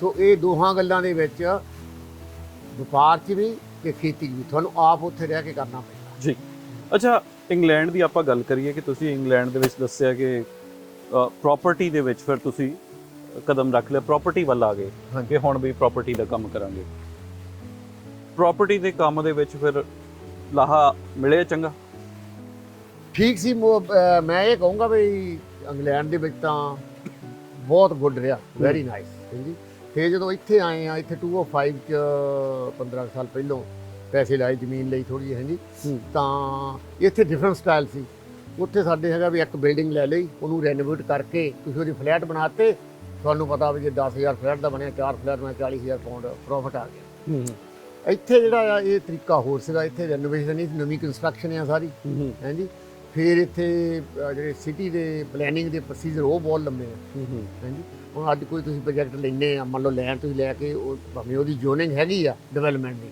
ਲੈ ਕੇ ਜਦ ਤੱਕ ਤੁਸੀਂ ਬਣਾਉਣਾ ਆ 7 ਸਾਲ ਬਾਅਦ ਤੁਸੀਂ ਪੈਸੇ ਦਾ ਮੂੰਹ ਦੇਖਦੇ ਅੱਛਾ ਲੈਟ ਸਾਹਿਬ ਇੰਗਲੈਂਡ ਤੋਂ ਫਿਰ ਕੈਨੇਡਾ ਵੱਲ ਨੂੰ ਕਿੱਦਾਂ ਤੁਸੀਂ ਪ੍ਰੋਗਰਾਮ ਬਣਾਇਆ ਕਿ ਹੁਣ ਕੈਨੇਡਾ ਚਲੇ ਜਾਵੇ ਉਹ ਇਦਾਂ ਸੀ ਕਿ ਮੇਰੀ ਫੈਮਿਲੀ ਜਿਹੜੀ ਆ ਨਹੀਂ ਬ੍ਰਦਰ ਤੇ ਸਿਸਟਰ ਉਹ ਸਾਰੇ ਇੱਥੇ ਸੀਗੇ ਅੱਛਾ ਸੋ ਉਹ ਵੀ ਕਹਿਣ ਲੱਗੇ ਵੀ ਹੁਣ ਤੂੰ ਇੰਗਲੈਂਡ 'ਚ ਅਸਲ 'ਚ ਮੈਂ 203 'ਚ ਆਪਣਾ ਹੋਲਸੇਲ ਦਾ ਰੀਟੇਲ ਦਾ ਸਾਰਾ ਕੰਮ ਬੰਦ ਕਰਤਾ ਸੀਗਾ ਅੱਛਾ ਮੈਂ ਕਿਹਾ ਹੁਣ ਸਿਰਫ ਪ੍ਰਾਪਰਟੀ ਦਾ ਹੀ ਸੀ ਪ੍ਰਾਪਰਟੀ ਦਾ ਸੀਗਾ ਮੈਂ ਕਿਹਾ ਹੁਣ ਰਿਟਾਇਰ ਹੋ ਜਾਣਾ ਹਾਂਜੀ ਅੱਛਾ ਜੀ ਤਾਂ ਉਹ ਫਿਰ ਕਹਿਣ ਲੱਗੇ ਵੀ ਤੂੰ ਇੱਥੇ ਪੈਸੇ ਇਨਵੈਸਟ ਕਰ ਥੋੜ੍ਹੇ ਬਹੁਤ ਇੱਥੇ ਬਹੁਤ ਜ਼ਿਆਦਾ ਓਪਰਚੁਨਿਟੀ ਆ ਹਾਂਜੀ ਅੱਛਾ ਤਾਂ ਉਦੋਂ ਫਿਰ ਮੈਂ ਇੱਥੇ ਆਇਆ ਸੀਗਾ ਤਾਂ ਲੈਂਡ ਲੈ ਲਈ ਹਾਂਜੀ ਫਿਰ ਅਸੀਂ ਕਿਹਾ ਚਲੋ ਆਹ ਜਗ੍ਹਾ ਮਿਲ ਗਈ ਇਹ ਵੀ ਡੀਲ ਕਰ ਲਈ ਅੱਛਾ ਤਾਂ ਫਿਰ ਉੱਦਾਂ ਓਵਰਆਲ ਸਾਨੂੰ ਇੱਦਾਂ ਲੱਗਾ ਬਈ ਇੱਕ ਤਾਂ ਫੈਮਿਲੀ ਕਰਕੇ ਇੱਕ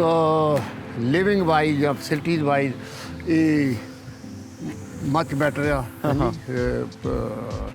ਬਿਕੋਜ਼ ਪੋਲੂਸ਼ਨ ਹੈ ਨਹੀਂ ਜ਼ੀਰੋ ਪੋਲੂਸ਼ਨ ਸੀ ਇੰਗਲੈਂਡ ਦੇ ਵਿੱਚ ਤੇ ਜਿੱਥੇ ਅਸੀਂ ਰਹਿੰਦੇ ਉੱਥੇ ਤਾਂ ਹੈ ਨਹੀਂ ਸੀ ਉੱਦਾਂ ਬਹੁਤ ਜ਼ਿਆਦਾ ਹਾਂਜੀ ਤਾਂ ਬਾਕੀ ਮੇਨ ਸੀਗਾ ਬਈ ਗ੍ਰੈਂਡ ਚਿਲਡਰਨ ਲਈ ਇਹ ਬਹੁਤ ਵਧੀਆ ਕੰਟਰੀ ਹੈ ਰਹਿਣ ਲਈ ਫੈਸਿਲਿਟੀਜ਼ ਬਹੁਤ ਆ ਜਿਹੜੀਆਂ ਕਿ ਤੁਹਾਨੂੰ ਇੰਗਲੈਂਡ 'ਚ ਸੋ ਸਾਰਾ ਪਰਿਵਾਰ ਤੁਹਾਡੇ ਨਾਲ ਐਗਰੀ ਕਰਦਾ ਸੀ ਬੱਚੇ ਐਗਰੀ ਕਰਦੇ ਸੀ ਕਿ ਇੰਗਲੈਂਡ ਛੱਡ ਕੇ ਅਸੀਂ ਇੱਧਰ ਆ ਜੀ ਤੁਹਾਨੂੰ ਜਦੋਂ ਤੁਸੀਂ ਇੰਗਲੈਂਡ ਤੋਂ ਤੁਸੀਂ ਕੈਨੇਡਾ ਆਏ ਹੋ ਕਿਉਂਕਿ ਇਹ ਵੀ ਦੋ ਵੱਖਰੇ ਕਹਿ ਦਈਏ ਜੇ ਅਸੀਂ ਦੋ ਵੱਖਰੇ ਯੂਨੀਵਰਸ ਨੇ ਕਿ ਇੰਗਲੈਂਡ ਇੱਕ ਵੱਖਰਾ ਦੁਨੀਆ ਹੀ ਵੱਖਰੀ ਹੈ ਔਰ ਕੈਨੇਡਾ ਦੀ ਦੁਨੀਆ ਵੱਖਰੀ ਹੈ ਤੁਹਾਨੂੰ ਕੀ ਫਰਕ ਲੱਗਿਆ ਕਿਹੋ ਜਿਹਾ ਫਰਕ ਲੱਗਿਆ ਇੱਥੇ ਆ ਕੇ ਬਾਕੀ ਤੇ ਸਾਰਾ ਕੁਝ ਠੀਕ ਉੱਥੇ ਟ੍ਰੈਫਿਕ ਬਹੁਤ ਆ ਇੱਥੇ ਟ੍ਰੈਫਿਕ ਹੈ ਨਹੀਂ ਸੀਗਾ ਹਾਂਜੀ ਤੇ ਦੂਜੀ ਗੱਲ ਆ ਬਈ ਜਿੱਦਾਂ ਵੈਸੇ ਰਹਿਣ ਲਈ ਮੌਸਮ ਤੇ ਬਿਲਕੁਲ ਸਾਰਾ ਕੁਝ ਠੀਕ ਆ, ਪਰ ਬਿਜ਼ਨਸ ਵਾਈਜ਼ ਉੱਥੇ ਹੱਥ ਟਿਕਿਆ ਸੀਗਾ ਹਾਂਜੀ, ਤੇ ਸੌਖਾ ਸੀਗਾ। ਇੱਥੇ ਆ ਕੇ ਉਦੋਂ ਚਾਅ ਸੀਗਾ, ਨਵਾਂ ਲੈਤ ਲਈ, ਸਾਰਾ ਕੁਝ ਜ਼ਮੀਨ ਲੈ ਲਈਆਂ ਹਾਂਜੀ। ਮੁੜ ਕੇ ਡਿਵੈਲਪਮੈਂਟ ਕਰਨ ਲਈ ਇੰਨਾ ਇੱਥੇ ਪੰਗੇ ਆ ਹਾਂਜੀ, ਤੇ ਪਰ ਹਜੇ ਤੇ ਕਰੀ ਉਹੀ ਜਾਂਦੇ ਆ, ਛੱਡ ਕੇ ਹੋਰ ਕੋ ਕਰਨਾ ਚਾਹੀਦਾ ਸੀਗਾ, ਪਰ ਇਨਵੋਲਵਮੈਂਟ ਆਪਣੇ ਆਪ ਨੂੰ ਇਸ ਕੰਮ 'ਚ ਕਰ ਲਈ ਕਰਕੇ ਹੈ ਨਹੀਂ, ਤਾਂ ਹੁਣ ਉਹੀ ਹਜੇ ਚੱਲੀ ਜਾਂਦਾ ਹੈ ਨਹੀਂ। ਸੋ ਇੱਕ ਤੁਹਾਡੇ ਵਾਸਤੇ ਵੀ ਜ਼ਿੰਦਗੀ ਦੇ ਵਿੱਚ ਇੱਕ ਹੋਰ ਨਵਾਂ ਰਿਸਕ ਸੀਗਾ, ਨਵਾਂ ਕੰਟਰੀ, ਨਵਾਂ ਮਾਹੌਲ, ਉੱਥੋਂ ਦੇ ਨਵੇਂ ਲਾਜ਼, ਉਹ ਤੁਸੀਂ ਪਰ ਹੈਡ ਔਨ ਫਿਰ ਵੀ ਉਹਨੂੰ ਐਕਸੈਪਟ ਕਰ ਲਿਆ ਕਿ ਚਲ ਦੇਖੀ ਜਾਊਗੀ। ਤੁਸੀਂ ਇਹ ਕਹੋ ਕਿ ਜ਼ਿੰਦਗੀ ਦੁਬਾਰਾ ਨਵੇਂ ਸ਼ੁਰੂ ਕਰਨੀ ਪਈ ਇੱਥੇ ਆ। ਅੱਛਾ ਹਾਂ, ਕਿਉਂਕਿ ਸਾਰਾ ਕੁਝ ਹੀ ਡਿਫਰੈਂਟ ਆ, ਸੇਮ ਚੀਜ਼ ਤਾਂ ਹੈ ਹੀ ਨਹੀਂ ਹੈ ਨਹੀਂ। ਤੁਹਾਡੀ ਵਾਈਫ ਐਗਰੀ ਕਰਦੀ ਸੀ ਇਸ ਡਿਸੀਜਨ ਨਾਲ ਕਿ ਇੱਥੇ ਮੂਵ? ਉਹ ਤੁਸੀਂ ਮੈਂ ਜਿੱਦਾਂ ਅੱਗੇ ਦੱਸਿਆ ਵੀ ਉਹ ਮਾਈਂਡ, ਉਹ ਕਹਿੰਦੀ ਜੋ ਤੂੰ ਪਰ ਉਹਨਾਂ ਦੀ ਫੈਮਿਲੀ ਵੀ ਤਾਂ ਹੋਣੀ ਹੈ ਨਾ ਇੰਗਲੈਂਡ? ਉਹਨਾਂ ਦੀ ਫੈਮਿਲੀ ਇੰਗਲੈਂਡ 'ਚ ਸੀਗੀ, ਪਰ ਉਹ ਕਹਿੰਦੀ ਨਹੀਂ ਹੁਣ ਮੇਰੀ ਫੈਮਿਲੀ ਆ ਜੋ ਤੂੰ ਜਿੱਥੇ ਫੈਸਲਾ ਕਰਨਾ ਉਹ। ਇਹਦਾ ਮਤਲਬ ਤੁਹਾਡੀ ਲਾਈਫ ਦੇ ਵਿੱਚ ਤੁਹਾਡੀ ਵਾਈਫ ਦਾ ਬਹੁਤ ਵੱਡਾ ਰੋਲ ਹੈ। ਹਾਂਜੀ ਉਹਦਾ ਯੋਗ ਤਾਂ ਹੈ ਹੀ, ਉਹਦਾ ਉਹ ਕੰਮ ਇੰਨਾ ਕਰਦੀ ਸੀਗੀ, ਬਿਜ਼ਨਸ ਚਲਾਉਣਾ, ਸਾਰੀਆਂ ਦੁਕਾਨਾਂ ਜਿਹੜੀਆਂ ਰੀਟੇਲ ਦੀਆਂ ਚਲਾਉਣੀਆਂ ਉਹੀ ਕੰਟਰੋਲ ਕਰਦੀ ਸੀਗੀ ਹਾਂਜੀ। ਤੇ ਮੈਂ ਤਾਂ ਜਿੱਦਾਂ ਕਹਿੰਦੇ ਚੌਧਰ 'ਤੇ ਹੀ ਲੀਡਰਾਂ ਨਾਲ ਘੁੰਮੀ ਜਾਣਾ, ਜਾਂ ਸਪੋਰਟਸ ਦੇ ਵਿੱਚ ਬਹੁਤ ਸ਼ੌਂਕ ਸੀਗਾ, ਕਬੱਡੀ ਟੀਮ ਨੂੰ ਪ੍ਰਮੋਟ ਬਹੁਤ ਕੀਤਾ, ਫੁੱਟਬਾਲ ਨੂੰ ਕੀਤਾ, ਸੌਕਰ ਨੂੰ ਹੈ ਜੀ ਇੰਗਲੈਂਡ 'ਚ, ਤੇ ਉਧਰ ਜ਼ਿਆਦਾ ਧਿਆਨ ਦਿੰਦਾ ਸੀਗਾ, ਤੇ ਉਹ ਕੰਮ ਉਹੀ ਸਾਂਭਦੀ ਸਾਰਾ। ਅੱਛਾ, ਮੈਂ ਦੇਖ ਰਿਹਾ ਇੱਥੇ ਬਾਸਕਟਬਾਲ ਕੋਰਟ ਆ, ਇਹ ਬਾਸਕਟਬਾਲ ਕੋਰਟ ਦੇ ਨਾਲ ਫਿਰ ਇਹਦਾ ਮਤਲਬ ਖੇਡਦੇ ਹੁੰਦੇ ਕਦੇ ਯੂਜ਼ ਕਰਦੇ ਹੁੰਦੇ? ਥੋੜਾ ਖੇਲੀਦਾ, ਪਰ ਜੋ ਖੇਲ ਲਓ ਕਈ ਵਾਰੀ ਤਾਂ ਟੂਟਾਈ ਖਿੱਚ ਹੋ ਜਾਂਦੀ ਹੈ, ਪਰ ਮਾਈ ਗ੍ਰੈਂਡਸਨ ਮੇਰੀ ਲੜਕੀ ਬੇਟਾ ਹੈ ਨਹੀਂ, ਹੀ ਇਜ਼ ਗੁੱਡ ਪਲੇਅਰ, ਇਸ ਵੇਲੇ 15 ਸਾਲ ਦਾ ਆ, ਸੋ ਹੀ ਪ੍ਰੈਕਟਿਸ ਐਵਰੀ ਡੇ। ਐਂਡ ਤੁਹਾਨੂੰ ਵੀ ਭਜਾਉਂਦਾ ਫਿਰ ਪੂਰਾ ਆਪਦੇ ਨਾਲ? ਪਾਉਂਦਾ ਨਾ, ਅਸੀਂ ਥੋੜਾ ਸਾਈਡ ਤੇ ਖੜੇ ਕੇ ਸਿੱਟੀ ਜਾਈਦਾ, ਪਰ ਉਹ ਜੋ ਕਰ ਸਕਦਾ ਉਹ ਨਹੀਂ ਕਰ ਸਕਦੇ। ਇੱਕ ਮੇਰਾ ਜੋ son in law, he is also very good, all rounder, ਸਾਰੀਆਂ ਗੇਮਾਂ 'ਚ ਉਹ ਗੁੱਡ ਆ, ਉਹ ਬਹੁਤ ਜ਼ੋਰ ਲਾਉਂਦਾ ਉਹਨਾਂ। ਹਾਂ। ਸੋ ਤੁਹਾਡੇ ਗ੍ਰੈਂਡਸਨ ਨੂੰ ਕਦੇ ਤੁਸੀਂ ਕਿਹਾ ਨਹੀਂ ਵੀ ਯਾਰ ਤੂੰ ਸੌਕਰ ਵੀ ਖੇਡਿਆ ਕਰ, ਵੀ ਮੈਨੂੰ ਸੌਕਰ ਦਾ ਸ਼ੌਕ ਆ? ਸੌਕਰ ਜੀ ਪਾਇਆ ਸੀ ਉਹਨੂੰ, ਇੱਥੇ ਦੀ ਹੁਣ ਮੇਨ ਗੇਮ ਹੈਗੀ ਆਈਸ ਹਾਕੀ, ਉਹ 'ਚ ਵੀ ਪਾਇਆ ਸੀ ਹਾਂਜੀ, ਤੇ ਸਾਰੀਆਂ ਗੇਮਾਂ 'ਚ ਟਰਾਈ ਕੀਤੀ ਸੀਗੀ, ਪਰ ਉਹਦਾ ਦਿਲ ਨਹੀਂ ਕਿਤੇ ਵੀ ਲੱਗਾ, ਉਹ ਕਹਿੰਦਾ ਆਹ ਹੀ ਗੇਮ ਮੈਂ ਕਰਨੀ ਹੈ ਹਾਂਜੀ। ਸੋ ਜੋ ਬੱਚੇ ਨੂੰ ਪਸੰਦ ਆ, ਤੇ ਉਹਨੂੰ ਪਸੰਦ ਇਹੀ ਆਇਆ, ਅਸੀਂ ਕਿਹਾ ਚਲੋ ਠੀਕ ਆ ਹਾਂਜੀ। ਤੇ ਆਈਸ ਹਾਕੀ ਤਾਂ ਫਿਰ ਉਹ ਗਿਆ ਹੀ ਨਹੀਂ, ਗਿਆ ਥੋੜਾ ਜਿਹਾ ਜਾਂਦਾ ਰਿਹਾ, ਅਸੀਂ ਕਿਹਾ ਸਿੱਖ ਲਾ, ਪ੍ਰੋਫੈਸ਼ਨਲੀ ਨਹੀਂ ਖੇਡਣਾ, ਨਾ ਖੇਲਣੀ ਹਾਂਜੀ। ਤੇ ਹੁਣ ਤਾਂ ਇਹ ਗੁੱਡ ਟੀਮ 'ਚ ਆ, ਦੇ ਡੂਇੰਗ ਵੈਰੀ ਵੈਲ ਹਾਂਜੀ। ਕਲੋਜ਼ ਆ ਤੁਹਾਡੇ? ਵੈਰੀ ਕਲੋਜ਼, ਮੇਰੇ ਕੋਲ ਹੀ ਹੁਣ ਤਾਂ ਜਿਉਂਦਾ ਕਰਕੇ ਆ, ਬਾਸਕਟਬਾਲ ਇੱਥੇ ਆ, ਸਮਰ ਨੂੰ ਉਹਨੂੰ ਇੱਥੇ ਰਹਿਣਾ, ਪ੍ਰੈਕਟਿਸ ਕਰਨੀ ਰੋਜ਼ ਤਾਂ। ਹਾਂ ਅੱਛਾ, ਦੈਟਸ ਵਾਈ ਦੇ ਮੂਵ, ਉਹਨਾਂ ਦਾ ਘਰ ਨਾਲ ਹੀ ਆ ਤੇ ਖਾਲੀ ਪਿਆ, ਪਰ ਉਹ ਹੁਣ ਇੱਥੇ ਆ ਜਾਂਦੇ ਆ, ਇੱਥੇ ਰਹਿੰਦਾ ਕਰਕੇ। ਫਿਰ ਇੱਥੋਂ ਜਦੋਂ ਮਰਜ਼ੀ ਸ਼ਾਮ ਨੂੰ ਕਈ ਵਾਰੀ 8, 9, 10 ਵਜੇ ਦੀਆਂ ਲਾਈਟਾਂ ਲੱਗੀਆਂ ਆ, ਤੇ ਇੱਥੇ ਖੇਲਦਾ ਰਹਿੰਦਾ। ਲੈਟ ਸਾਹਿਬ, ਕਾਰਾਂ ਬਾਰੇ ਕੀ ਖਿਆਲ ਆ, ਕਿਹੋ ਜਿਹੀ ਗੱਡੀਆਂ ਪਸੰਦ ਆ ਤੁਹਾਨੂੰ? ਦੇਖੋ ਗੱਡੀ ਦੇ ਸਭ ਤੋਂ ਪਹਿਲਾਂ ਤਾਂ ਜਿੱਦਾਂ ਰੇਂਜ ਰੋਵਰ ਆ, ਉਹ ਜ਼ਿਆਦਾ ਲਾਈਕ ਕਰਦੇ ਸੀਗੇ।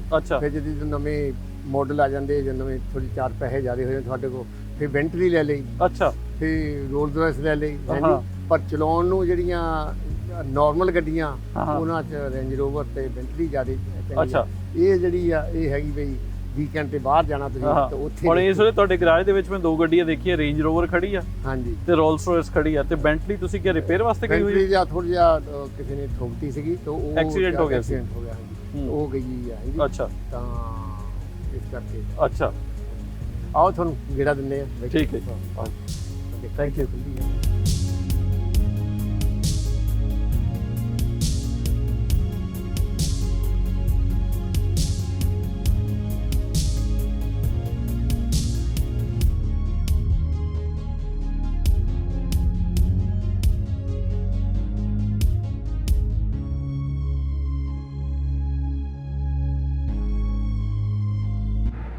ਜਦੋਂ ਤੁਸੀਂ ਇੰਗਲੈਂਡ ਤੋਂ ਕੈਨੇਡਾ ਆਏ ਹੋ, ਹਾਂਜੀ ਡਰਾਈਵਿੰਗ ਦੇ ਵਿੱਚ ਤੁਹਾਨੂੰ ਕਦੇ ਕੋਈ ਪ੍ਰੋਬਲਮ ਲੱਗੀ? ਕਿਉਂਕਿ ਉੱਥੇ ਪੁੱਠੇ ਹੱਥ ਗੱਡੀ ਚਲਾਉਂਦੇ ਆ।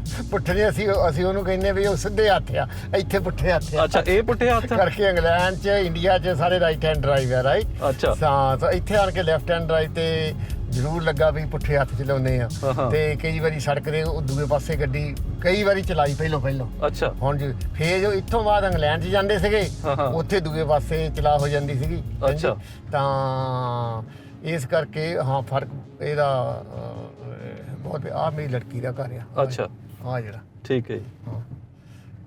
ਸੋ ਮਿਸਟਰ ਲੈਟ, ਤੁਸੀਂ ਦੱਸਿਆ ਕਿ ਤੁਸੀਂ ਇੱਕ ਡਰਾਈਵਰ ਰੱਖਿਆ ਹੋਇਆ। ਹਾਂਜੀ।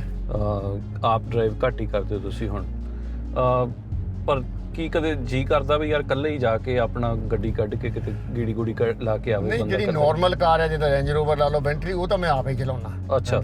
ਇਹ ਤੇ ਡਰਾਈਵਰ ਹੈਗਾ ਜਿਹੜਾ ਜਦੋਂ ਵੀਕਐਂਡ ਤੇ ਡਾਊਨਟਾਊਨ ਜਾਂ ਮੰਨ ਲਓ ਰੈਸਟੋਰੈਂਟ 'ਚ ਵੀ ਖਾਣ ਜਾਂਦੇ ਆ, ਜਾਂ ਤੁਸੀਂ ਵਿਆਹ ਤੇ ਪਾਰਟੀ ਤੇ ਜਾਂਦੇ ਆ, ਤੇ ਉਦੋਂ ਫਿਰ ਉਹ ਚਲਾ ਕੇ ਲੈ ਜਾਂਦਾ ਤੁਹਾਨੂੰ। ਹਾਂਜੀ। ਨਾਲੇ ਉੱਥੇ ਤੁਸੀਂ ਥੋੜ੍ਹੀ ਬਹੁਤੀ ਡਰਿੰਕ ਵੀ ਲਾਈ ਹੁੰਦੀ, ਫਿਰ ਗੱਡੀ ਨਹੀਂ ਚਲਾ ਸਕਦੇ। ਸੋ ਇਸ ਕਰਕੇ ਉਹ ਤਕਾਲਾਂ ਨੂੰ ਸ਼ਾਮ ਨੂੰ ਯੂਜ਼ ਕਰੀਦਾ ਔਨ ਦਾ ਵੀਕਐਂਡ ਜਦੋਂ ਪਾਰਟੀਆਂ ਤੇ ਜਾਣਾ ਹੈ। ਉੱਦਾਂ ਨਹੀਂ, ਉੱਦਾਂ ਤੇ ਅਜੇ ਆਪ ਹੀ ਨਾਰਮਲ ਗੱਡੀ ਚਲਾ ਲੈਂਦੀ ਹੈ। ਹਾਂਜੀ। ਤੁਹਾਨੂੰ ਯਾਦ ਹੈ ਤੁਸੀਂ ਪਹਿਲੀ ਕਾਰ ਕਿਹੜੀ ਲਈ? ਪਹਿਲੀ ਕਾਰ ਬਿਲਕੁਲ ਜਾ ਰਿਹਾ ਮਿੰਨੀ। ਅੱਛਾ। ਮਿੰਨੀ 100 ਪਾਉਂਡ ਦੀ ਮਿੰਨੀ ਲਈ ਸੀਗੀ। ਅੱਛਾ। ਤੇ ਹੌਲੀ ਵੱਧਦੇ ਗਏ। ਹਾਂਜੀ। ਆਹ ਲਓ ਜੀ, ਆ ਗਈ ਬਾਈਟ ਰੌਕ ਬੀਚ ਸਾਡੀ। ਅੱਛਾ। ਹਾਂ। ਤੇ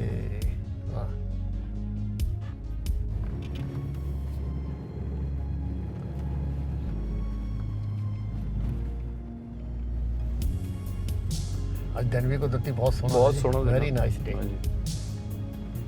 ਅੱਛਾ, ਕਦੇ ਤੁਸੀਂ ਤੁਹਾਡੇ ਮਨ ਦੇ ਵਿੱਚ ਇਦਾਂ ਰਿਹਾ ਕਿ ਯਾਰ ਆਹ ਗੱਡੀ ਮੈਂ ਲੈਣੀ ਆ ਤੇ ਤੁਸੀਂ ਕਾਫੀ ਟਾਈਮ ਉਹਦੇ ਵਾਸਤੇ ਤੁਹਾਨੂੰ ਵੇਟ ਕਰਨੀ ਪਈ ਆ?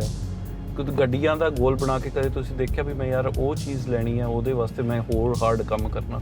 ਮੈਂ ਸੋਚਦਾ ਸੀਗਾ ਵੀ ਜਿਹੜੀ ਵੱਡੀ ਗੱਡੀ ਆ ਉਹ ਤਾਂ ਜਦੋਂ ਮਰਜ਼ੀ ਜਾ ਕੇ ਲੈ ਲਓ। ਹਾਂਜੀ। ਛੋਟੀ ਲਈ ਤੇ ਥੋੜੀ ਬਹੁਤੀ ਵੇਟਿੰਗ ਲਿਸਟ ਹੋ। ਹੁਣ ਨਾਓ ਆਮ ਸਰਪ੍ਰਾਈਜ਼, ਮੈਂ ਹੁਣ ਰੋਲਰਸ ਬੁੱਕ ਕੀਤੀ ਹੋਈ ਆ, ਉਹਦੀ ਜਿਹੜੀ ਵੇਟਿੰਗ ਲਿਸਟ ਆ ਉਹ 6 ਤੋਂ 8 ਮਹੀਨੇ ਦੀ ਆ। ਹਾਂਜੀ। ਅੱਛਾ। ਤੇ ਜਿਹੜੀ ਬੈਂਟਲੀ ਆ ਉਹਦੀ ਵੀ ਇੰਨੀ ਆ। ਹੁਣ ਮੈਂ ਨਵੀਂ ਜਿਹੜੀ SUV ਬੈਂਟਲੀ ਦਾ ਵੈਂਟੇਗਾ ਉਹ ਬੁੱਕ ਕੀਤੀ ਹੋਈ ਆ।